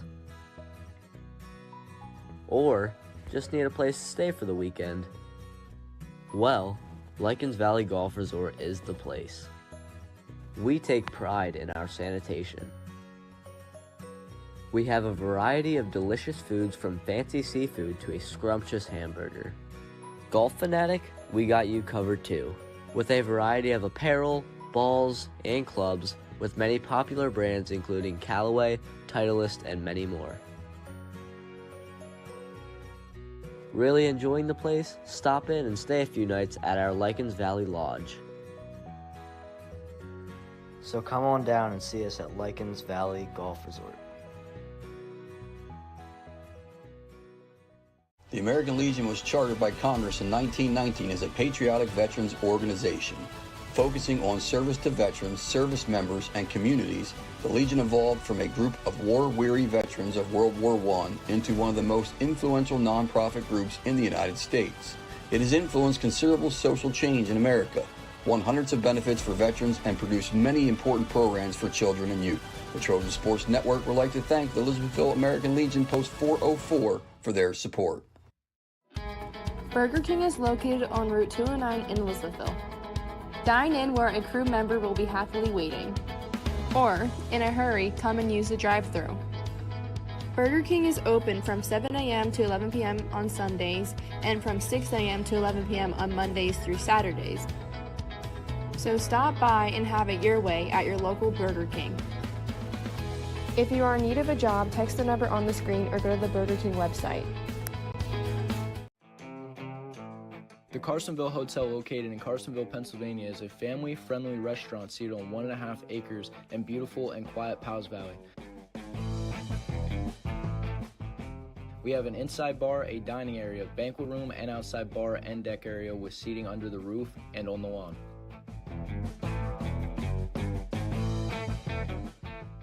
At the Carsonville Hotel, you will find a wide variety of food choices ranging from wings, burgers, steaks, and seafood.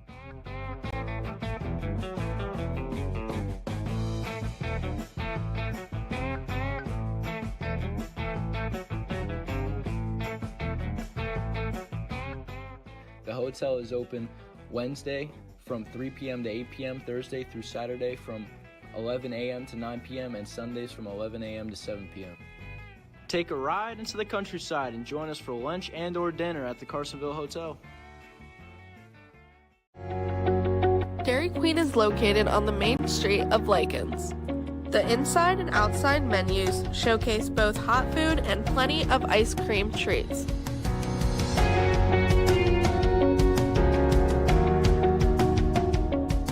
Dairy Queen is open 11 a.m. to 9 p.m. Sunday through Saturday. Make sure you come and check out all the seasonal blizzards. Remember, it's fan food, not fast food. David's Church invites all Valley schools to come to their 5th quarter at The Rock. Head on over to The Rock, the new community center, and enjoy food, games, and friendship. The 5th quarter celebration will be held after Friday night Upper Dauphin home football games for students in grades 9 through 12.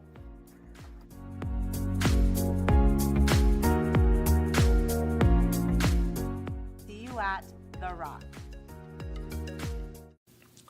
Dauphin, Straub & Troutman Incorporated is a local insurance company that was founded in 1986 when 3 separate local insurance companies decided to join forces and become what is now known as Dauphin, Straub & Troutman.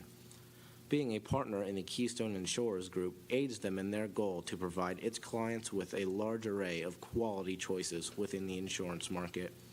Still have questions? You can ask any of the local companies that are insured by Dauphin, Straub & Troutman, such as Cuppy's Propane, Dairy Queen, or Halifax Area School District. Head over to their main office, which is located right across the street from Cuppy's on the Square in Elizabethville, or go online to www.dstinsurance.com. I was drafted number 75. I went to boot camp when I was 20 years old. I'm very thankful for the food bank. And till you go to the grocery store and buy meat or something like that, it doesn't get you very far. And coming here and getting what I get here is the greatest thing in the world. We get everything you could possibly need to survive.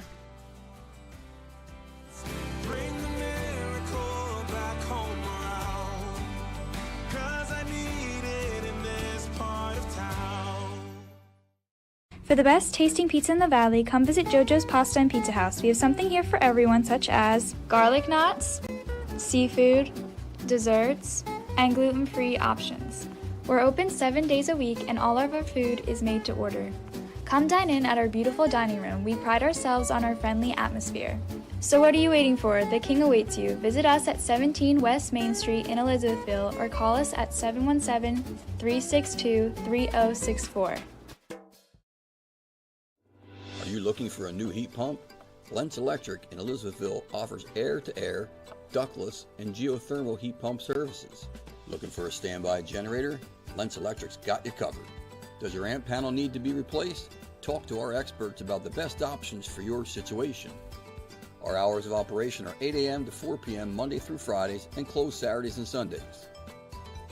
Call Lentz Electric for all your heating, cooling, and electrical needs. The mission of the Lycans Valley Children's Museum is to provide a safe and interactive environment to inspire children's creativity and love for lifelong learning. Our vision is to create a community where children have access to resources that they need to become creative, curious, innovative, and healthy children who will be ready for the ever-changing world. The museum contains 30 hands-on learning exhibits that are educational and fun for your kids. The exhibit includes STEM, sensory, art stations, and many more. We also provide birthday parties and rental services for your special event. To schedule your event, call us at 570-809-6379. The Lycans Valley Children's Museum is located on South Market Street, Elizabethville. To view our hours and learn more information about our museum, visit our website, lvcm.org.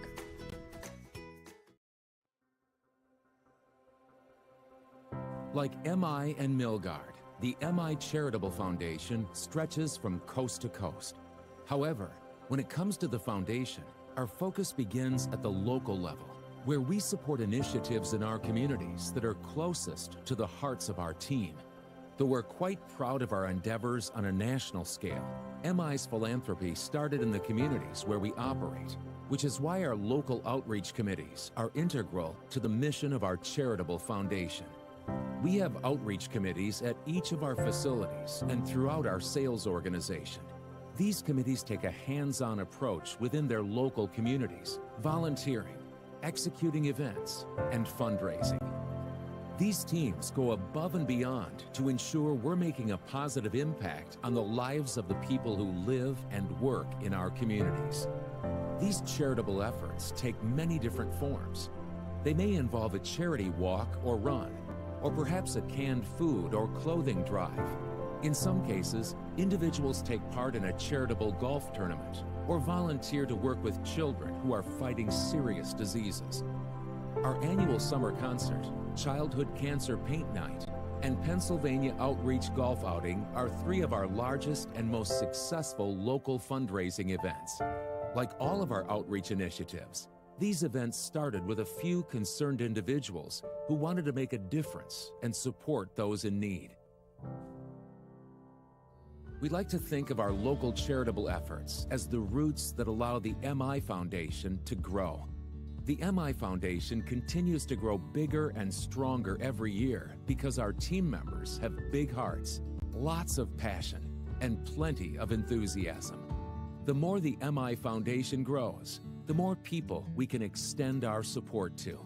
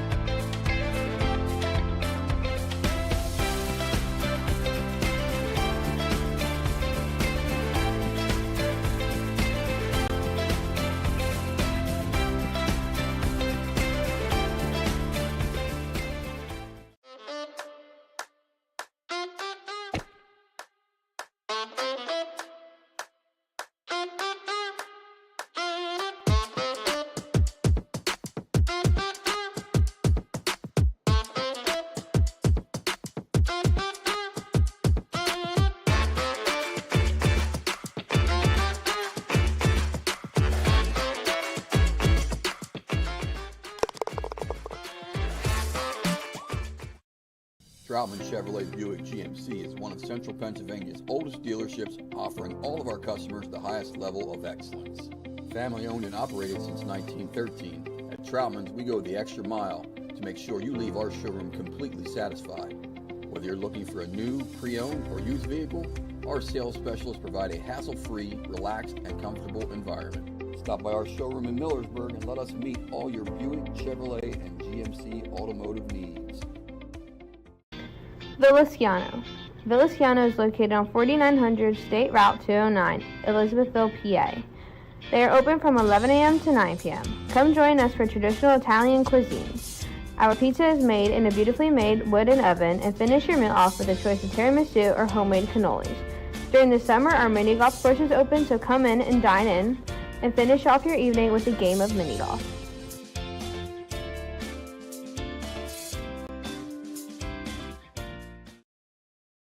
For over 30 years, Pine Creek Structures has been offering the best outdoor structures on the market. From the first 2x4 to the last stroke of paint, our craftsmen are dedicated to building a quality product for each and every customer. Storage sheds, garages, animal shelters, gazebos, playhouses, and more, Pine Creek Structures has what our customers are looking for. Each of our stores is stocked with a variety of buildings ready to deliver to your backyard, or you can custom design your perfect building. Choose the colors, move the doors and windows, or add any of the hundreds of options we offer.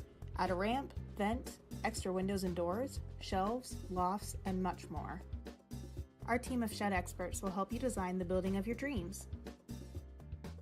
Stop by your local store and talk to one of our shed experts, or visit us online at pinecreekstructures.com.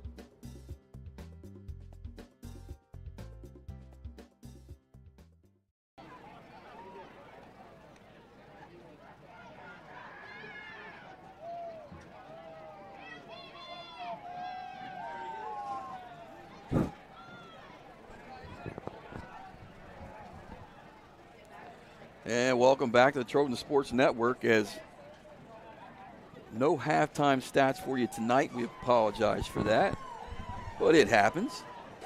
One thing that, talking a little bit off the air, Blake, no turnovers in tonight's game, though. No, yeah, that's true. The big thing is Trojans have a lot more penalties than the Indians. Yeah. Hopefully that's something they can clean up here in the second half and pull out this W. Yeah. So they're putting 3 more minutes on the clock. Let's go back and let's talk a little bit about that district playoffs. What do you think about that? Yeah, Blake? let's check that out. Just so we let people know what's actually going on at home. So this first graphic we have for you here is the top 10 currently. And as we mentioned, those top 3, Wyomissing, Lancaster Catholic, West Perry, they are probably going to stay in the top 3. I would think so. They're pretty solid. Their schedule, moving ahead of their schedule. We can look at the schedule coming up right here. And the games that we highlighted there with orange are kind of games that are important for those teams in the hunt, so to speak. As we mentioned, you take a look at that Berks Catholic team. The teams they have left to play, all kind of not stellar. And Berks Catholic's losses have been to some very, very tough competition, Blake. Yeah, tough opponents there. I mean, when you're looking at Berks, they're probably going to win out. So you can only imagine them maybe even jumping us when it comes to those seedings. Schuylkill Valley was one that we were hoping as Trojan fans and Trojan faithful, that's one we thought maybe we could catch. Yep. But that result we're seeing tonight is kind of leading us to maybe not think that's going to happen, as they were leading 17-6 right now at the half over Hamburg, who, Hamburg, their remaining schedule, they're probably looking at 2 wins there, Northern Lebanon and Columbia coming 2. So the team that, if the Trojans were going to catch somebody, was probably Schuylkill Valley. And you got to feel that Berks Catholic, if we go back to the full screen of the District 3 standings there, you got to feel that Berks Catholic, if they win the last 3 and get to 500, when you look at that OWP over there on the right-hand side, Berks Catholic at a .629. That's their strength of schedule. Wow. That is quite impressive to have a AAA team with a strength of schedule with that high of a number.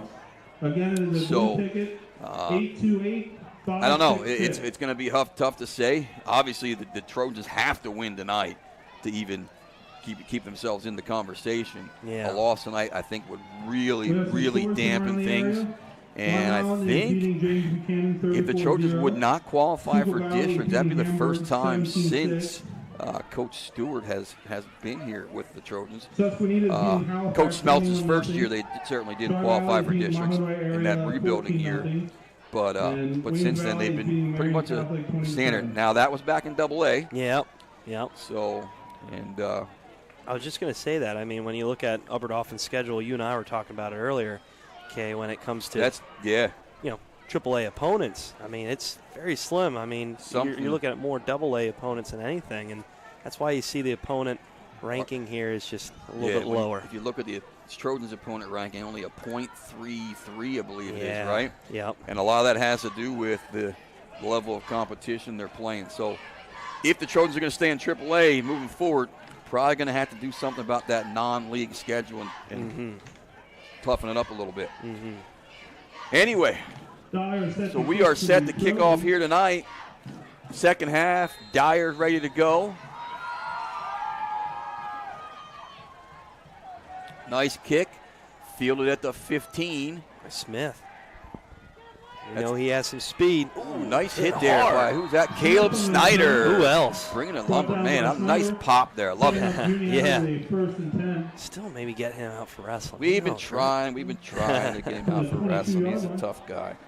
But, so hopefully in the second half we're going to talk a little bit about the other fall sports teams are wrapping up. Yeah. As the girls volleyball team has a few games left. They're going to finish in second place in the league. They just fell one game short as Halifax. Congratulations to Halifax on winning the Tri-Valley League volleyball title. Carnegie, going to be a quick pitch here to the outside and almost like a DDT there. Yeah, Mace. That's Mace. Wow. Bart on the carry. Takes Bart down. A little Friday night smackdown. Yeah. Woo. Pick up about one on that play. So if you're Juniata, what changes would you maybe make, Blake, moving here in the second half? Adjustments at halftime. I mean, offensively, I think. Well, let's see what happens here. Ooh, okay. I mean, I don't know. I think they ran the ball pretty efficiently the first half. It just came towards the end when they were getting close to the red zone. They just stumbled a little bit. But I would just keep on the gas with the running game. I mean, their line has been opening up holes for them all game, literally. So there they tried to throw. The ball was short. Now they're going to be faced with an early 3rd down and 9 here. Or they're going to call it 8 on the scoreboard. We'll call it 8-2. So Trojans, they can about get a 3 and out here in the first possession. That would be huge. Carnegie rolls to his left. Wow, zipped it out there. Nice pass. Ooh, just out of hands, though. In and out of the hands of the receiver. And that's going to be a 3 and out for Juniata. And nice start for Upper Dauphin. Yeah, just what the Trojans needed here coming out of half. Absolutely.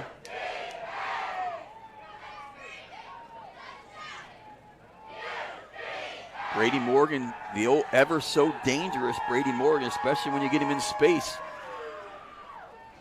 Woo. And that's a line drive punt. Morgan's going to let it just, we thought about picking it up. That would not have been a wise choice with the two Indians bearing down on him, bringing the tomahawk with them. So just 1 minute off the clock on that first drive by the Indians. They're going to be a little disappointed in that, but the Trojans going to have pretty good field position to start here with their first possession of the second half on their own 34-yard line.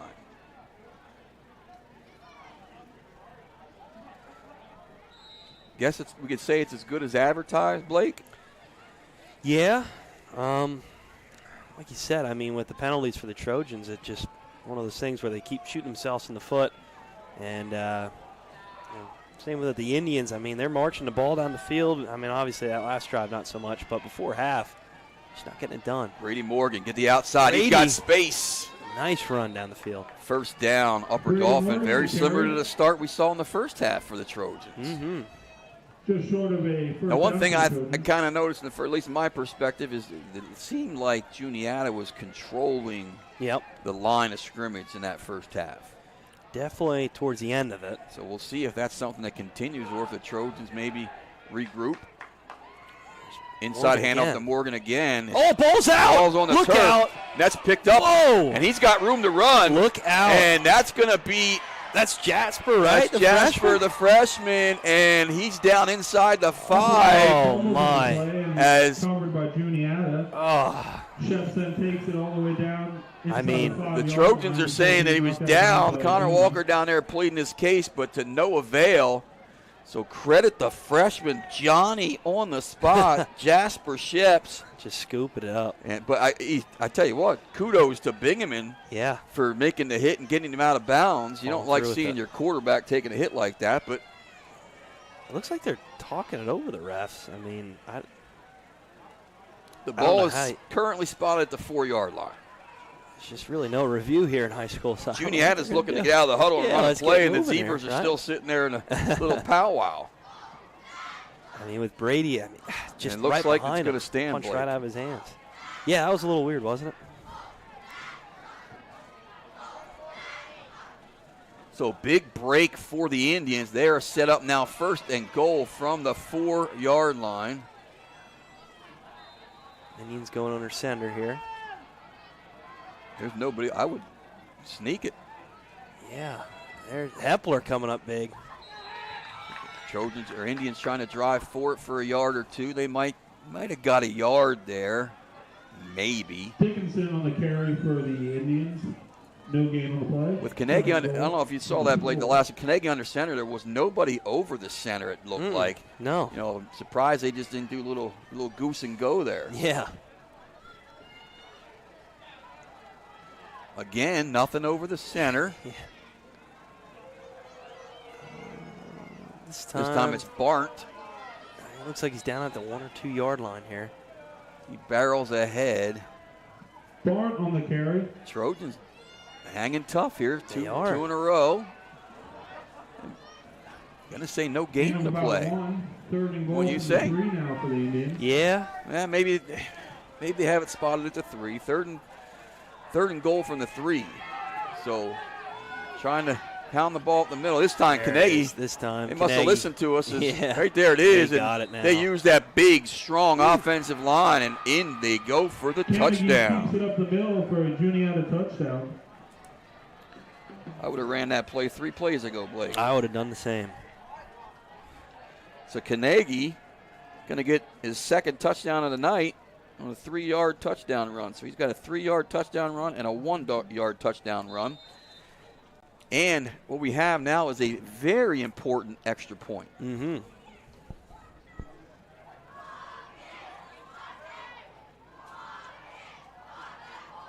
High snap, kick is up, and it is no good. Wow. So the PAT is no good, and that's going to make it a 7-point ball game as the Indians now lead 13-6 with 9:30 left here in the 3rd quarter. After the turnover, Indians extend their lead. We'll be right back.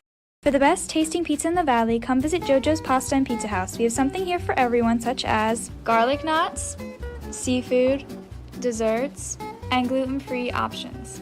We're open 7 days a week, and all of our food is made to order. Come dine in at our beautiful dining room. We pride ourselves on our friendly atmosphere. So what are you waiting for? The King awaits you. Visit us at 17 West Main Street in Elizabethville or call us at 717-362-3064. What's that? And, yeah, we're just talking a little about there as we said there are no turnovers in the first half, and there's the first one of the second half. And typically we know that the turnover battle has a big factor on who's going to win the ball game. So first turnover of the night. You just had to say something about turnovers. Yeah, I guess I had to. I think that was all sides, buddy. I think the Indians were way in front of that. That was disastrous.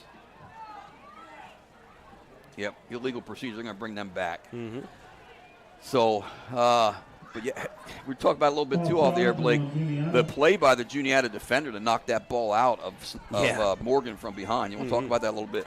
Yeah, I mean, Brady was coming up the middle, and he got held up right pretty much at the line of scrimmage, and defender came up, just didn't even get a number on it. It was that quick. Ball came spurting out as he punched it from behind, and Jasper, the freshman, taking Sheps. it. Yep, Sheps, taking it deep down into Trojan territory where Juniata will end up scoring. We'll refer to him as Jay Sheps from here on out. There you go, Jay Jay Sheps. Sheps. I Yep. like it. So he's actually set to kick off. And Connor Walker lets it hit the turf. Does pick it up. He's got a seam. Look out. And nice return. Walker took a nice hit and a pop there from Sheps, but our boy Connor Walker, he might be a little sore tomorrow. He's taking quite a few big pops tonight, but that he is. He's a pretty tough cowboy. He gets up and right back in the ball game. He's going to take a little break this time, though. So Trojans, second possession of the half now, with magnificent field position at the Juniata 42-yard line. Let's really keep an eye here in this possession on that offensive and defensive fronts. See if that Indian front can continue to kind of control the line of scrimmage. Morgan, this time they fake it. Nope. That was Bingaman that kept it, didn't he? And he. First I thought the ball was on the ground. That did too for a second. 78, 70, and 73 all in there. So the whole defensive line in on the tackle. That's a lot of weight coming down your quarterback. I don't know if I like that. No. So Kaufman, Kondo, and Piper getting the job done up front for the Big Red Machine.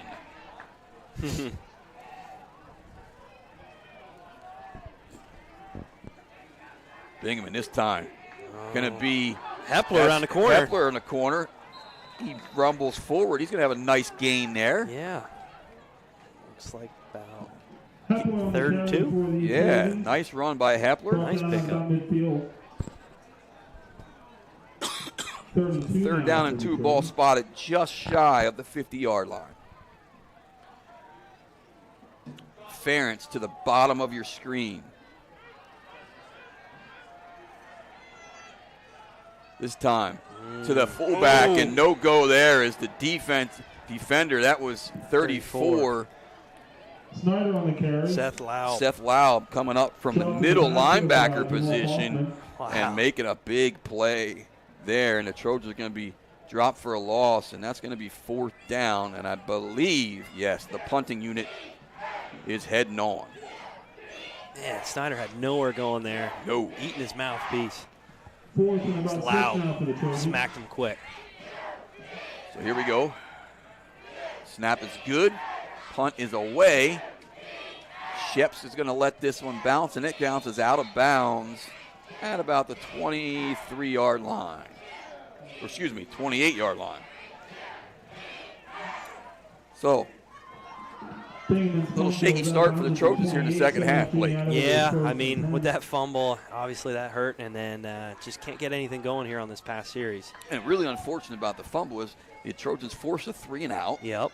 You know, yeah, it looks like they're getting the momentum. They're getting momentum, and then boom, turnover just kills things. And especially running it back to the 2-yard line. Oh, trips formation here trips for the here, Indians. something new, right? Shotgun, trying to spread them out. They run up the middle. That's Laub going backside here. And that's one of the things with Coach Smeltz's defense. I mean, if you have line trips, there's no one on that other side of the field. I don't know if you noticed that. No one over there. Excellent point, sir. Now, I'm going to go out on a limb here and suggest that Laub may not win a sprint contest. No, I agree. But hey, but he is a big physical back. Yeah. The yards he's picking up is definitely after contact. Yeah. Quick pass here to Smith as he tries to make a man miss. Nice job by the Trojan defense there. Yeah. You know what I like to see out of that? I mean, like I said, that wide open on the other side of the field. Run a tight end, just a little flat, wide open. And that's the weapon that when we watch him warm up, you mentioned the tight end. Yep. We watched him warm up. He's a big fella. You can't miss him out there. He's number 80. He's got the green gloves. But he's a big fella down there for the Indians. And just got to wonder if maybe they'll look to sneak him out in the back there, trying to get him behind the defenses. The Trojans are up tight here. A lot of guys in the box. aren't there. Nothing really going. 4th down. Looks like the Indians are going to punt it. Indians are going to punt it, but Trojans had, what, 8 guys in the box that time, Blake? Yeah, it looks like they're prepared for that one. So here we go. Sheps set to punt again. Brady Morgan back deep. Be nice to see him actually get a return on one of these. Indians substituting a guy late. Yeah. And it's going to say it should be a flag because they broke the huddle with too many guys on the huddle, so that's going to push it back 5 yards. Like you said, I'd love to see Brady Morgan maybe try to pick one of these up and run it back. We'll see. Juniata coaching staff giving the Zebras an earful, but I don't know what they're arguing about. When you don't break the huddle and you're lined up ready to snap and you get a guy off late, that's a flag every time. Trojans look like they might be going to put some pressure on here, Blake. Ooh, almost. And they just get it away. Brady, Morgan's going to field this one clean. That's what we wanted. Makes the first guy miss. Makes the second guy miss. Out. He got some room. He's still on his feet. Heading down the sideline, and he's finally knocked out of bounds by Sheps. There we go.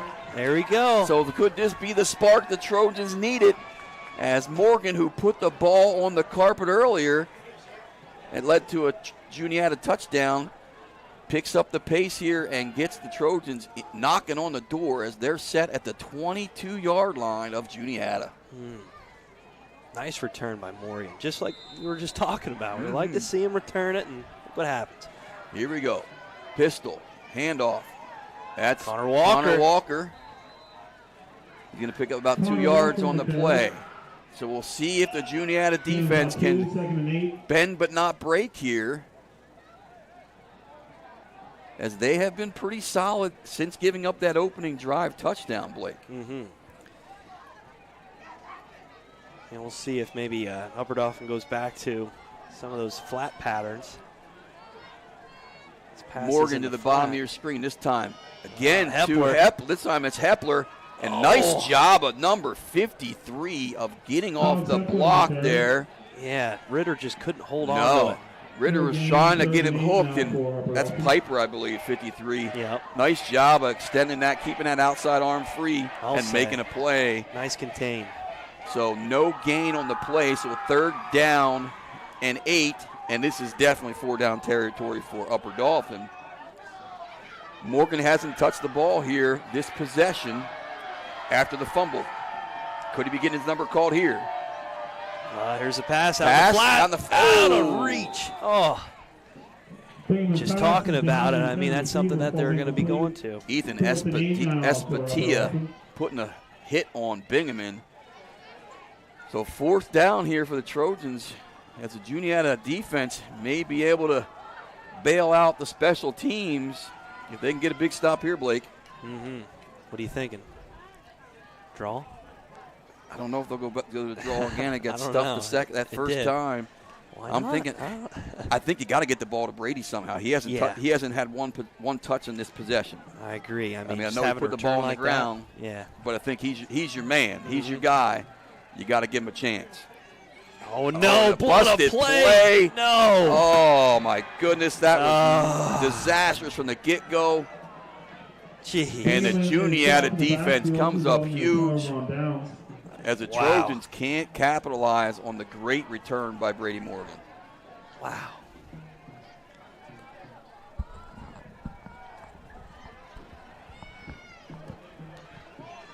A 4 and out. 4 and out. 4 and out following the punt return. So here we go. Indians now. 4:18 left here in the 3rd quarter. I would think we're going to see a big dose of the ground game. Trojans are really jamming the ball. Just as we don't know nothing. Look at this, to Smith. Smith still, just right out of bounds. Just about there. He was 1 block away from having a big play there. Give it to Connor Walker coming up quick on that and forcing him out. That was a nice play by Connor. He got around that block very nice. Yeah, he did. Looks like he might be a little nicked up on the play, though, as he's trying to walk it off. I like the screen call. I do. Do you think we're going to see maybe the Juniata's going to have to attack downfield at least one of these times with the amount of people the Trojans are putting in the box? Like, look at that. Let's count up right now. I mean, it actually might be 9. I mean, it is, yeah. They are packing the box. Yeah, that's what they're doing. Here we go. They're taking a shot downfield. Smith's got a spot. Oh, come and on that is definitely going to be a flag, and there is no arguing that one. If Connor may have gotten his head around, he might not have got the call, but yeah, definitely going to be pass interference here on the Trojans. Yeah, like you said, if he just would have spun his head around, chances are. Ball was a little underthrown, so Smith had to come back for it, and Walker just kind of blanketed him, and that was that. So that's going to move the chains, and they're going to spot the ball. The 47-yard line. The good news, at least in high school, is it's not a spot foul. Yeah. So Yeah, that would really hurt. After the penalty. Trojans still packing the box. This time it's going to be Bart, and there is, guess who? Snyder. Wow. Jeez. When Caleb Snyder is moving downhill defensively, he is a force to be reckoned with. It's clobbering time. 2nd and 14 now for Juniata.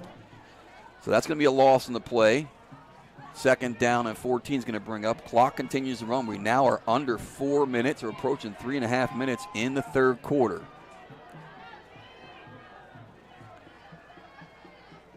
Juniata the gun again. Motion.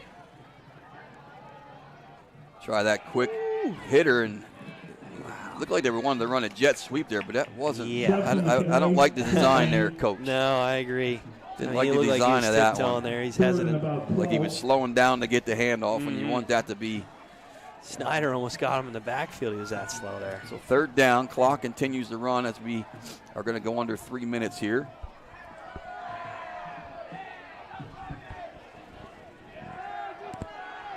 Again, loading the box.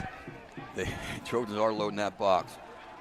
Going to Force put one the up throw. in the air. Look out. Smith has a man. He got him. And he makes a beautiful catch. Is that Jay Sheeps? Is that Sheeps? Yep. Sheeps with a nice catch. The 6-footer going up over top of Eli Ferentz. Sheeps. Sheeps. Yeah, well. I'm thinking Sheps. It's Sheps. Yeah, it's definitely Sheps. But nice catch there.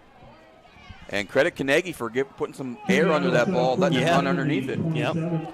Like you said, you got a guy like that. I mean, jumping up for the ball, chances are he's going to come down with it. We talked about it. We're not surprised. Lofton it Uh-oh, this could be picked off. Connor Walker darn near picked that off. Wow.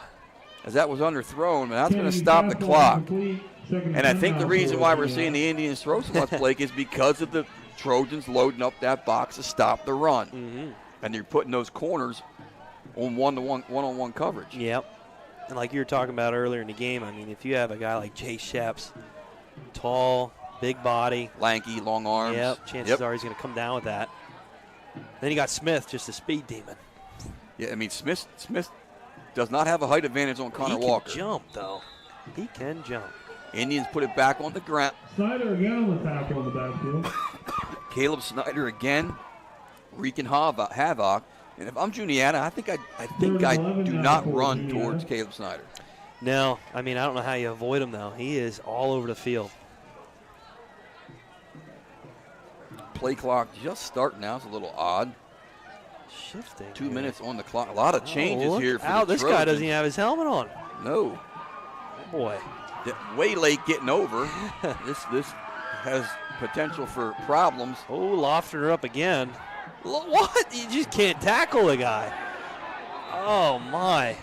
And the Trojans. Looked like Early was looking at The Trojans would have been better to call a timeout there, Blake, if they had guys way out of position. I think Eardley had to run out and play corner because Ferentz wasn't on the field quick enough as they were making substitutions, and that was just a mess. Especially when you have 3rd and 10. Yes. It's one of those plays you just can't allow to happen. Oh. The Trojan fans down here yelling at the refs, but you can't tackle the receiver. No, you cannot. Can't tackle the receiver. And just to motion the whole team over like that. I don't know about that. But yeah, well, we'll see what happens here. The Trojan fans, they are loyal to a fault. Yeah. So 1st and 10 from the 17. Ooh, Snyder. Snyder again. Jeez. He's a wrecking machine. He must have just saw right the now. new Halloween movie last night. He's like Mike Myers out there. Falls is about 2, 2nd and 12 now for the Indians. The ball is spotted at the 17. The scoreboard has a 27, so ignore that. It's going to be 2nd down and 12. The big thing about this drive, Blake, is it has chewed up a considerable amount of time. I was just about to say that. I mean, they are moving the ball down the field, chewing up clock. Definitely not what the Trojans want. Still packing the box. Single coverage on the outside. Man-to-man. Still Slant. lofting it And up. that ball is in and out of the hands of Sheps. Carnegie's pass off the hands of Sheps. That will stop the clock. 3rd and 12 now for the Indians. Trojans make a substitution defensively. I believe that is Max Nestor checking in for Sean Wenrick. So passing situation here, maybe getting the pass rusher out there. Mm-hmm. A little bit of height, get his hands in the air, maybe bat down that ball. Yep. 2 by 2. Motion by Smith. Oh, looks like the quarterback again up the gut. Carnegie nice again. Call. That's I like a nice it. run. That's going to bring up 4th down. Like you said, chewing up clock here as we're under a minute now in the 3rd. Absolutely. Another change for the Trojans as Ferentz comes in for Erdley. Got about 4th and 6 here. You got to wonder if the Indians did have a kicker, Mm-hmm. 3 points here would be huge. But it looks like the offense is staying on the field. So shotgun, split backs. They're going to bring some heat here. Carnegie looks, he Look at fires. Smith, right out of his hands. In and out of his hands. But nice. I like the play design, Blake. I do too, yeah. I mean, great ball. So Trojan defense comes up big, stops them on 4th down. From the 12-yard line.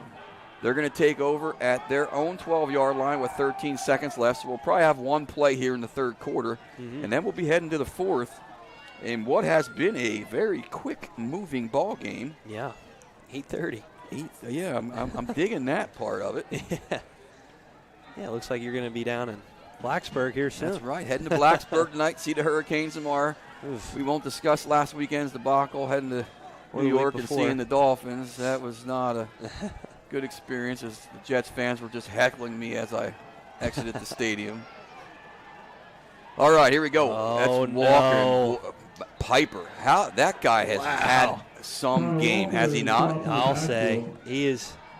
The Trojans can't seem to get outside of him. No, they can't. Bringing the 3rd quarter to a close. The score is Juniata 13, Upper Dauphin 6. All right, that's going to be the quarter. End of the quarter. Juniata leads 13-6. We'll see who wants it most here in the 4th quarter. We'll be back.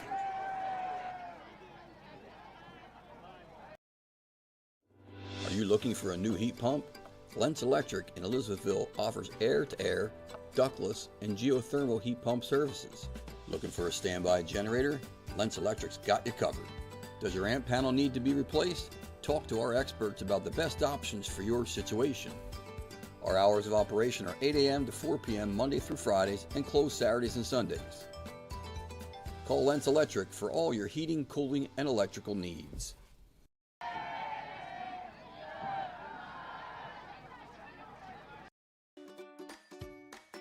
The mission of the Lycans Valley Children's Museum is to provide a safe and interactive environment to inspire children's creativity and love for lifelong learning. Our vision is to create a community where children have access to resources that they need to become creative, curious, innovative, and healthy children who will be ready for the ever-changing world. The museum contains 30 hands-on learning exhibits that are educational and fun for your kids. The exhibit includes STEM, sensory, art stations, and many more. We also provide birthday parties And welcome back here at Trojan Sports Network. As we start the 4th quarter, your Trojans trail by 7. And they'll start deep in their own territory. Better off taking down. Nice play action play there. I mean, nice open. And I'll tell you what, I feel like I've said it numerous times. Nice open field tackle. Yeah. But the Indians tackle well. They do.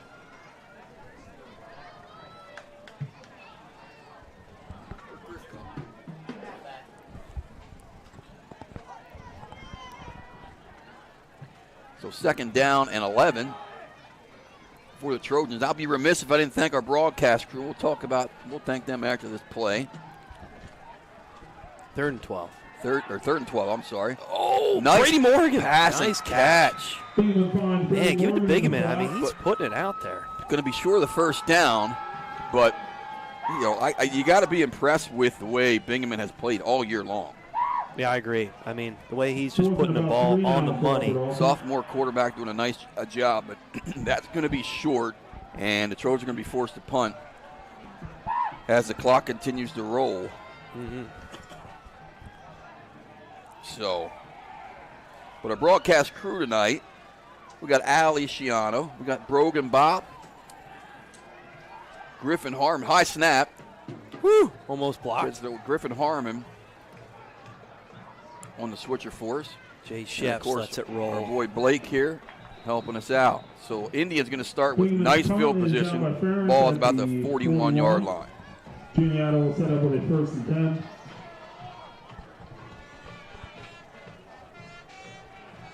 Couple score updates. As we mentioned, that Schuylkill Valley game is very big for the Trojans. They now extend their lead 33-13. Whew. Man, I did not expect that. Line Mountain all over James Buchanan, shutting them out at half, 41-0. Wow. Indians tight formation. Under center. Smith around the corner. Oh, nice hit there by Connor Walker. Nice laying it down. Yeah. Give it to Sean Leonard, too, setting the edge. Mm-hmm. Smith is going to not go out of bounds, I guess. The clock's continuing to run. A couple other scores. Susquehanna all over Halifax, 28-0 at the half. Tri-Valley, 21-0 over Monoy in the third quarter. Williams Valley, 34-7 over Marion Catholic. Under center again. This time, Laub up the gut. Look out! Look out! The big rumbling, bumbling, and stumbling. Yeah. Wow. Big first down carry there, or big first down for Juniata as they move the sticks and going to keep the clock continuing to run. And you mentioned about them going under center, Blake. You think that has more to do with taking care of the ball and staying out of that shotgun? Yeah, I agree. I mean, every time you do go in the gun, you're winging the ball around. Chances are you're more susceptible of turning the ball over. Now, I got to say, I'm a little surprised that Juniata's not trying to milk a little more of the clock off. Yeah, they are. In that play clock. They're getting up there and going. Yeah. Me personally, I'd rather see that clock down under 10 seconds before I snap it. I agree. Especially after that first set of first downs. I think that's what the coaches are doing here now, is they're having the quarterback walk to the sideline for the play.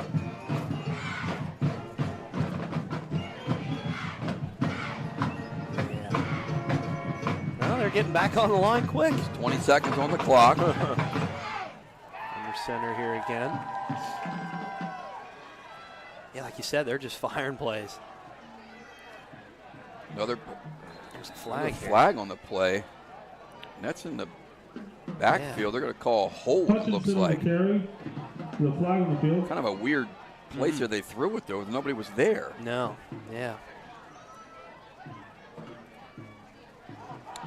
Needless to say, it's going to be the holding penalty.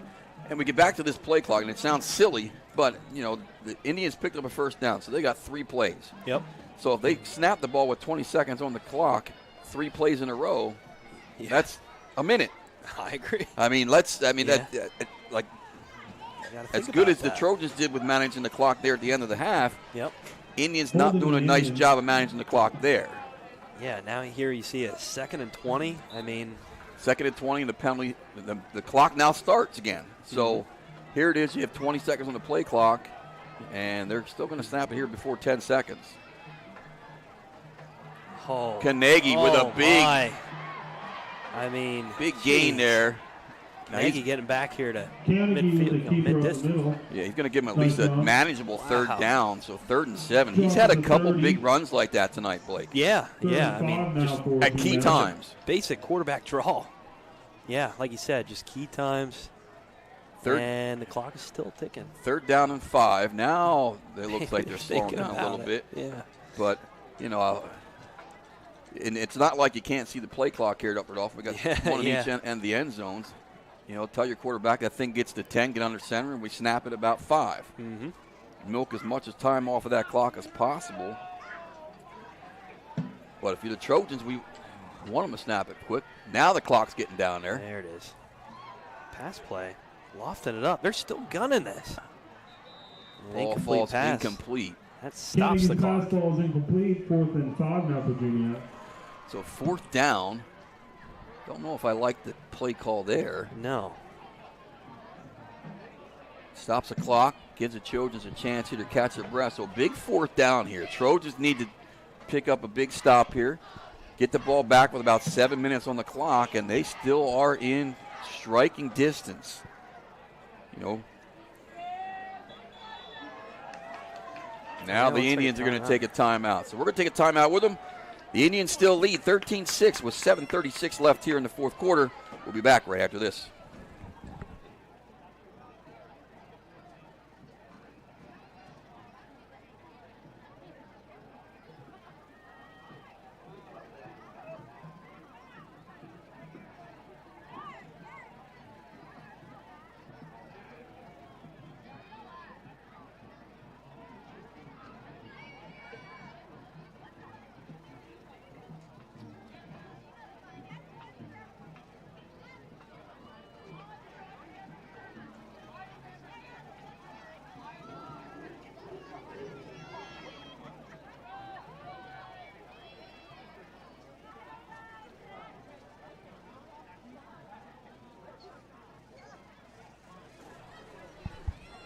And welcome back here to Trojan Sports Network as we are about to come out timeout here. Indians are faced with a 4th and 5 from their 30-yard line. Trojans really need to get a big stop here, Blake. Get the offense back on the field and give themselves a chance to march down the field, only being 1 possession behind here. If you're just joining us late, Trojans took the ball down first possession of the ball game, right down the field and scored. Haven't scored since. Had a gun. There's another draw, another fake by Kanegi, and he puts his head down. Bottled up. He's not going to make it. Trojans, ball back. The Trojans are going to take over on downs. Now, I Blake, would have rather seen them run 2 times like that with Kanegi than throw that pass in 3rd down. Yeah, I agree. But who am I? Poor clock management there. So 7:25 left here. The Trojans are going to take over possession with a chance to tie or take the lead. But they're going to have to go the distance. A good 72 yards to do it.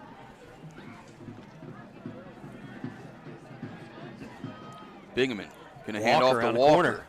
He's got a little room. He's on his feet. All right, good start there. Yes, nice pickup on 1st down. Connor Walker's been getting a bulk of the carries tonight, Blake. Yeah, he has. I mean, he's been running the ball pretty good. Absolutely. Ferentz is going to go to the top of your screen. 2nd down and 3, we'll call it.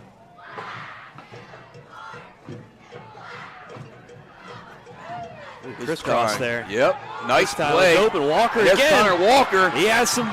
He's got one guy to outrun. Jay Sheps.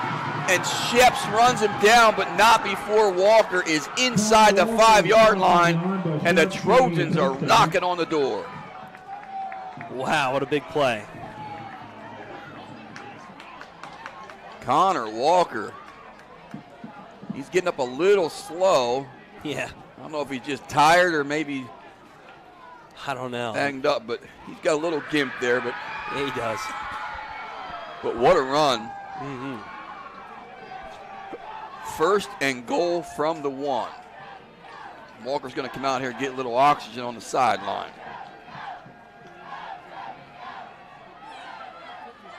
Federhoff. Hepler. Nope, Hepler, yes. I don't know if he's in or not. He is short. Wow. Referee's marking him short. So 2nd down. He had a full head of steam there. I thought he was just going to roll in there. 2nd down and goal from the 1. I thought Federhoff had it at first.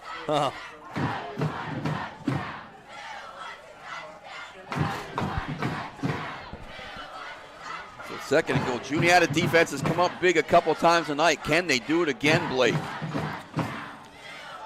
We'll see.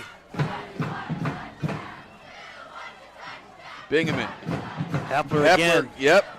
He's in this time, I believe. He's Yep. in. Trojan touchdown. Right. So here comes the all-important two-point conversion coming up. No. They're bringing Dyer on to kick it. Okay. Gotta say, I'm a little surprised at that. The Trojans usually on the gambling side of things. And they better get whoever needs out of the huddle. They definitely have more guys in the huddle than they're supposed to right now. Yeah, they do. So Dyer with a very important kick. And there's another guy's got to come off the field. Probably should be a penalty. I was just about to say, I mean, you just can't break Oh, the he did huddle. throw the flag. There it is, yep. So that's going to move it back 5 yards. Okay. Which shouldn't be too much of a problem for Dyer. He's got a pretty solid leg, but going to move it back. You never know. Just moving it back a little bit might play a little bit of mind This is games. a very, very big extra point. That it is. Snap is high, down, Bingaman up, kick is He up, got it. and it is good. All right, what a kick. Isaiah Dyer. Ice running through his veins. And the Trojans tie things up with 5:52 to go here in the fourth quarter. And the momentum has switched sides. Mm-hmm. Yeah, it has. And give it to Connor Walker on that big play, getting it down to the 1 yard line. I mean, without that, wow. Absolutely. And we're in for an exciting finish here, Blake. Mm-hmm. Exciting finish. Yep, 5 minutes left here. Well, about 6. So let's see if Juniata can answer back. But right now, sideline a little quiet over on the visitor side, and the Trojans definitely seem to have a little pep in their step. That they do.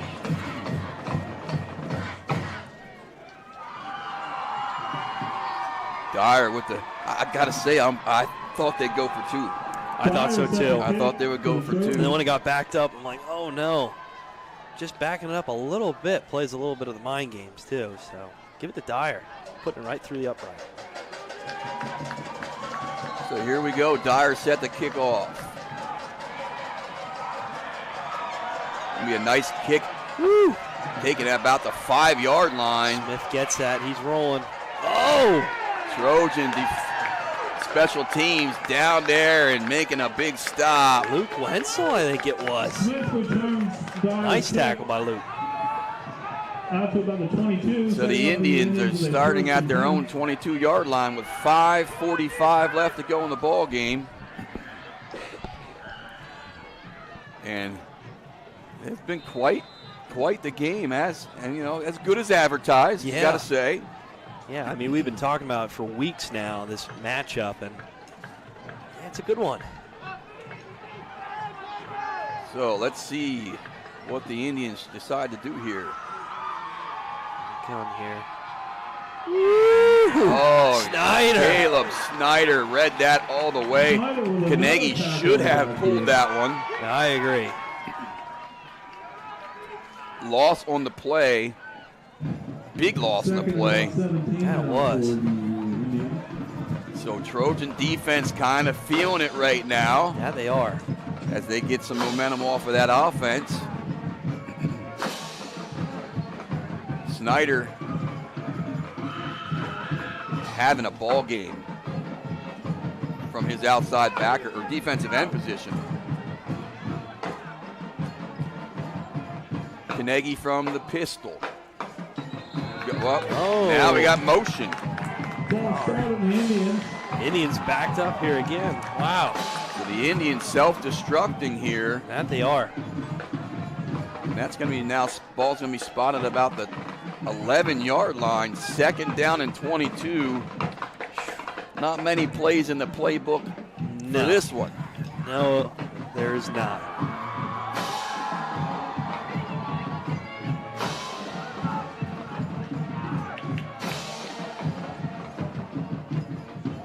Smith goes in motion. Carnegie drops back. Fires the ball in the air. Look out! It's tipped and caught. Picked off. Touchdown! And touchdown Trojans as they take the lead. Wow. I got a replay on that. I got to watch it. We got to see this again. Who caught it? I think it was a lineman. I think it was too. I want to say it's Sean Wenrich, but I could be wrong. We'll play it here after the extra point. So we'll see. Somebody getting carried off the field here. I've never seen that before. Somebody banged up.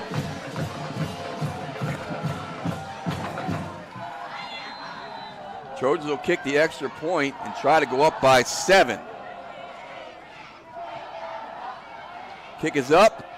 And it is good again. Look at that. So just like that, Trojans turn the tide and they take a 20-13 lead with 4:30 left in the ballgame. Let's take a look at this replay. Yeah, let's check this out. All right, so tipped. Still couldn't quite tell the number there, Blake. Could not either. 17? No, I think it's 52. 52. Ritter. It is Ritter. Aiden Ritter. Wow. I mean, whoever came up and blocked that too. What a amazing play. What a play there. But change of events real quick. Not too long ago, it was 13-6. Yep. Just like that. So the Trojans staying alive here, and they're hungry for that Liberty Division title.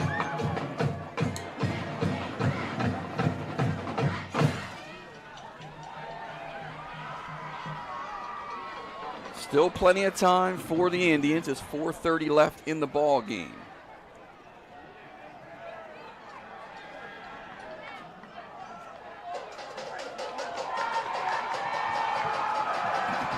Fire set the kick for the Trojans.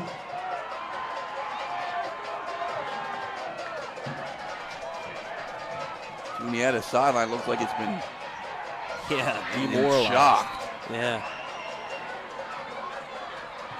Dyer, nice kick again. Smith. Nothing going. Wow. Nice tackle by Snyder again. Jeez. Smith on the return, brought down by Snyder. So Juniata going to have to go 80 yards here to try and tie things up. 4:23 left in the ball game. But credit the Trojan team keeping their heads up as they trailed since the first quarter. Yeah. And now have regained the lead here. Showing a little bit of resiliency, Blake.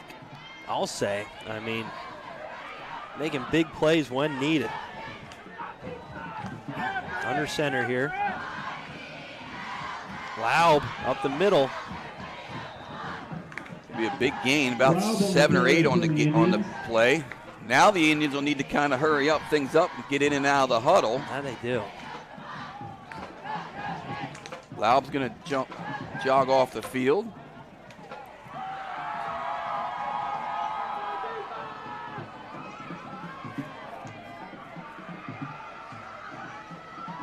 Going to go under center again. Don't seem to be in too much of a hurry. No, they're not. Oh, roll out. Carnegie rolls out, fires. Middle of the field, I believe. Dropped. Incomplete. Ferentz, good coverage. 3rd and 4 now for Juniata. Makes it 3rd and 5. Big 3rd down coming up here. Indians do have 2 timeouts. I don't know if it'd be 4 down territory this deep in their own area, or not. But I mean, you have to go for it, I guess. If they 3 minutes. Punt it to the Trojans, they might not get the ball back. Yeah, probably not. Carnegie. Lofted it up. Throwing one up. To Smith. On a wing and a prayer. Oh. No flag this time. Wow, okay. Good coverage by Connor Walker. 4th and 5 now for the Indians. 4th and 5. It looks like the offense is staying on the field, Blake. Yep. So this could be it.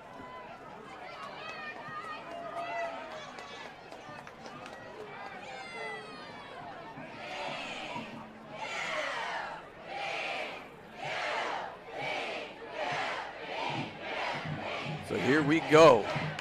Juniata Indians are going to roll the dice on 4th and 5 from their own 28-yard line.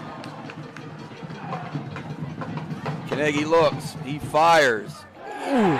Incomplete, in and out. Oh, no. Oh, we have a late flag from the side judge. Yep. Trojan fans aren't going to like that one. And I don't know that I do either, Blake. I don't know. It was close, but that was a bang play. Yeah. Well, just make it a little bit more exciting here. Yeah, just going to keep things a little, people on their seats a little bit. Oh, and there's what we don't need. It looks like the Trojans might now have an unsportsmanlike penalty on top of it. Oh, no. Just got to keep your head here. This could end up being a 25-yard penalty, Blake.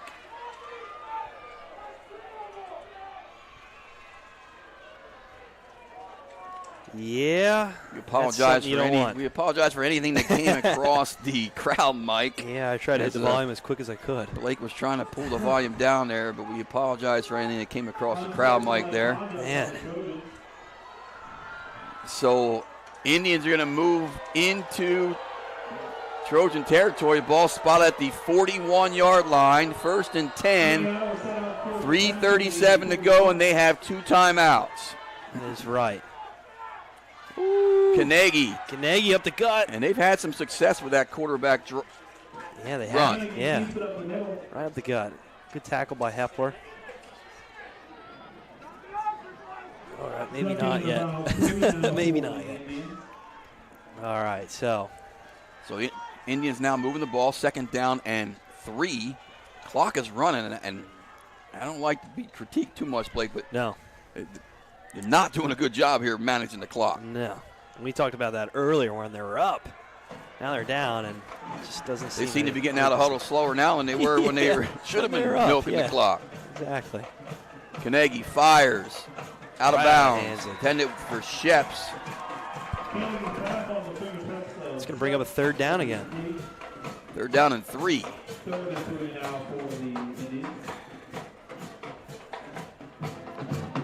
One thing we haven't seen Juniata do, and something I'd like to see maybe them do, is give Carnegie the option. Roll him out, give him the option to throw or run. Yeah. Haven't seen that much. No, you haven't.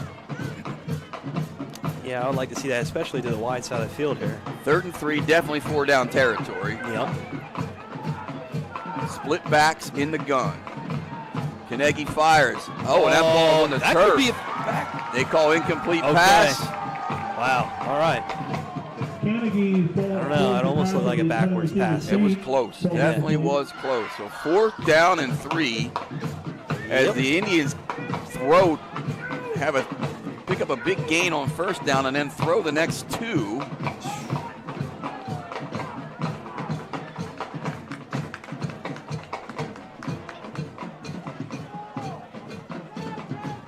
As far as district playoffs go, the Indians are pretty much a lock to make District 6 Quad A playoffs, as they had a commanding lead up there in the standings when I looked earlier today.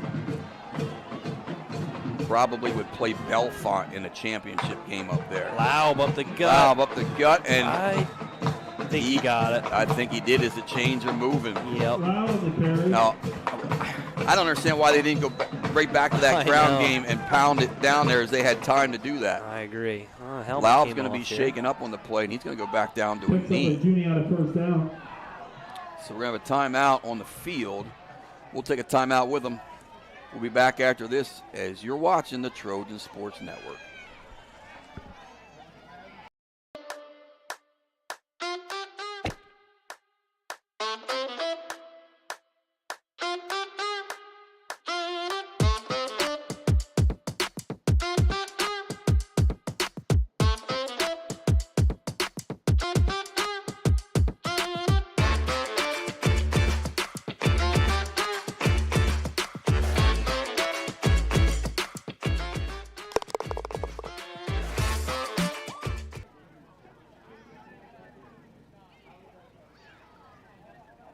Troutman Chevrolet Buick GMC is one of Central Pennsylvania's oldest dealerships, offering all of our customers the highest level of excellence. Family owned and operated since 1913, at At Troutman's, we go the extra mile to make sure you leave our showroom completely satisfied. Whether you're looking for a new, pre-owned, or used vehicle, our sales specialists provide a hassle-free, relaxed, and comfortable environment. Stop by our showroom in Millersburg and let us meet all your Buick, Chevrolet, and GMC automotive needs.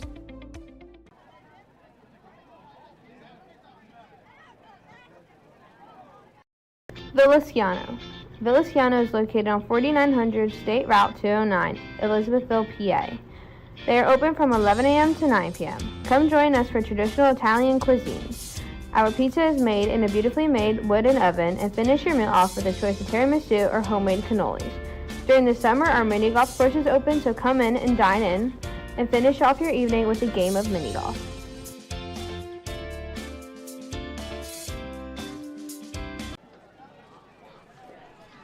And welcome back here to the Trojan Sports Network. What we have for you here is an exciting one. 2:40 and counting. Indians trail by 7, 20-13. They have the ball first and 10. Ooh. And there's some motion there. False start on the Indians. So down to 2:23 now. It was 2:40, and the clock is going to start right back up. Indians are just standing in the huddle. Mm-hmm.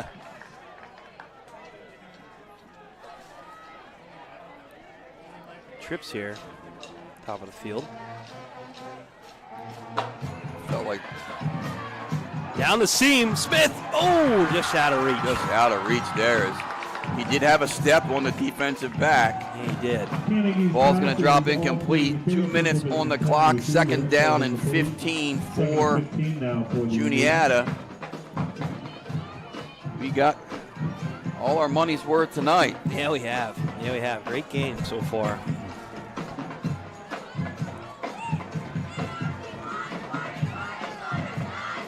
So here we go. Second down and 15.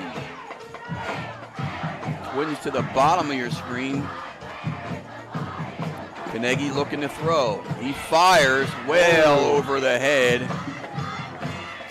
of the intended receiver. Now we're going to have third down and 15. Upper Dauphin rotating some players in here. Third and Getting long. some fresh guys in there, maybe for some pass rush. Yep. Trojan student section looks like they're ready to storm the field.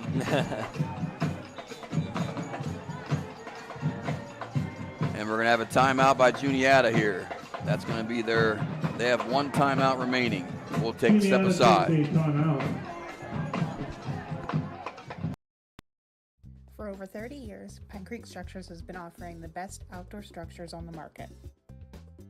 From the first 2x4 to the last stroke of paint, our craftsmen are dedicated to building a quality product for each and every customer. Storage sheds, garages, animal shelters, gazebos, playhouses, and more, Pine Creek Structures has what our customers are looking for. Each of our stores is stocked with a variety of buildings ready to deliver to your backyard, or you can custom design your perfect building. Choose the colors, move the doors and windows, or add any of the hundreds of options we offer. Add a ramp, vent, extra windows and doors, shelves, lofts, and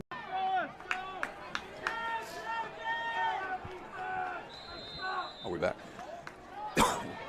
Here we go, third down and 15 for the Indians. Trojans looking for the pass. Little bubble screen to Sheps. Sheps here, still on his feet. Nice run by Sheps. He's not going to have the first down. He's close. Or maybe he does. I think he has the first down. Couple Trojans slow getting up there. Mace one of them. Close to Juniata first down. Oh, it's close. It's real close. The men in stripes are taking a look across the field, and they're, I don't know. Now they're bringing a third guy in to look at it. Yeah. What do you think, George?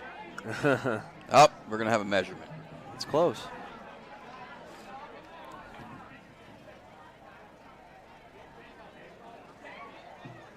Big measurement here.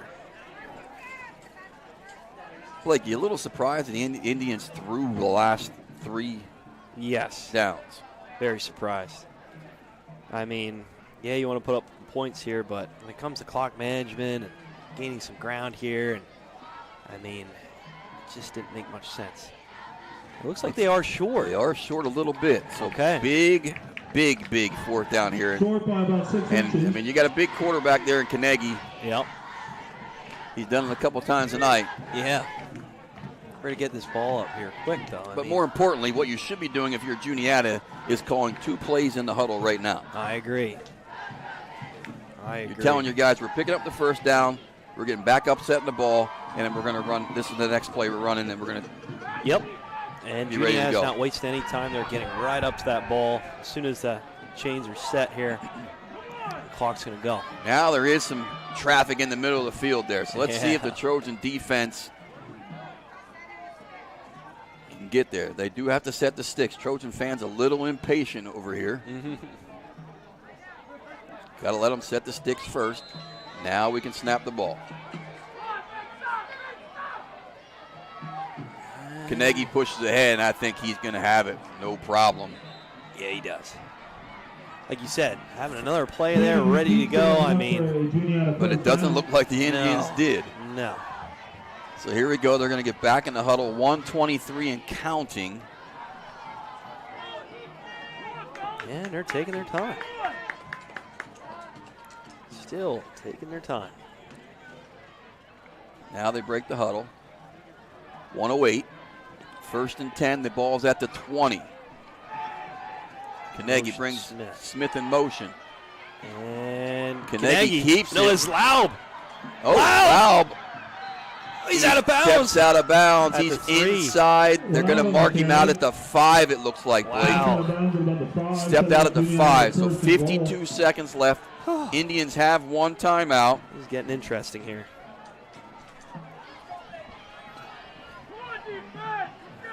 So with the 1 timeout, you could run the ball here at least once. Oh, for sure. Yep. And honestly, the way Carnegie picks up yardage and they get behind him and they just push him. Yeah. Honestly, yeah, it might be the go-to. We talked a little bit. We had a little couple as Rick Cole's in our ear a little bit. Yeah. That the Indians' last PAT was not real good. Yeah, so maybe they're going to. Oh, look at the play clock here. They better get up here quick. And Juniata's going to have to waste their timeout. You've got to be joking. Juniata takes a Again, Oh. see if that comes back to bite them. As that was again poor. You pick up a big first down. Wow. And you almost get a delay of game coming out of the first down. But that's some sloppy. We'll stick with it here. What do you think, Blake? Yeah, I agree. We'll stay here. Yeah, like you said, I mean, with that extra point, maybe that's not the go-to. Maybe they're just going to go for 2 and for the win. Who knows? Could be. If they score. Couple scores for us. 48-0 Lime Mountain. 48-8 Lime Mountain final over James Buchanan. Schuylkill Valley 41, Hamburg 20. Wow. Steel High 61, Newport 7. Susquehanna's final now 35-0 over Halifax. Williams Valley is a final 40-7 over Marion, and Tri Valley a final 21-6 over the Golden Illinois. Bears. Golden Bears. The Bears. Boy, you talk about a painful Thursday night football game to watch last night. I didn't even watch it. Boy, went to bed at halftime. All right, let's see here. So Indians now, 52 seconds, no timeouts. Under center. Carnegie. Oh, a little trickery. And they fumble the ball. And the Trojans have the ball. Wow. And that's going to do it. Wow. What a way to end the game here.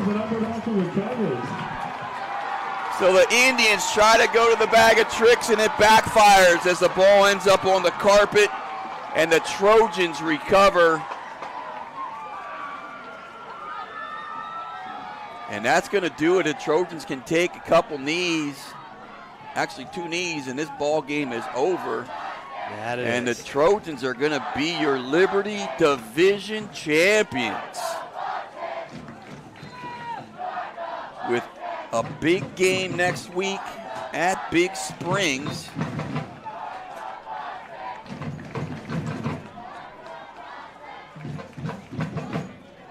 So congratulations to the Trojans.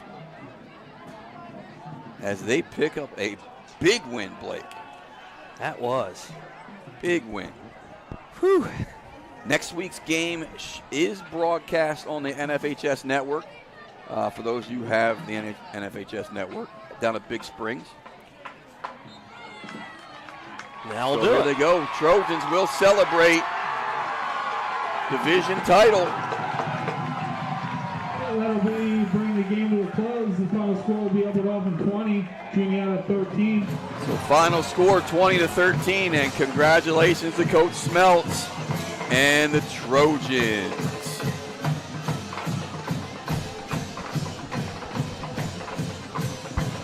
We thank you for tuning in. Stay tuned as we'll try and keep you updated next week on the playoff scenario. If the Trojans could win out, maybe they would somehow sneak and get a home game. You never know. Yeah. We'll let you know. Thanks for tuning in.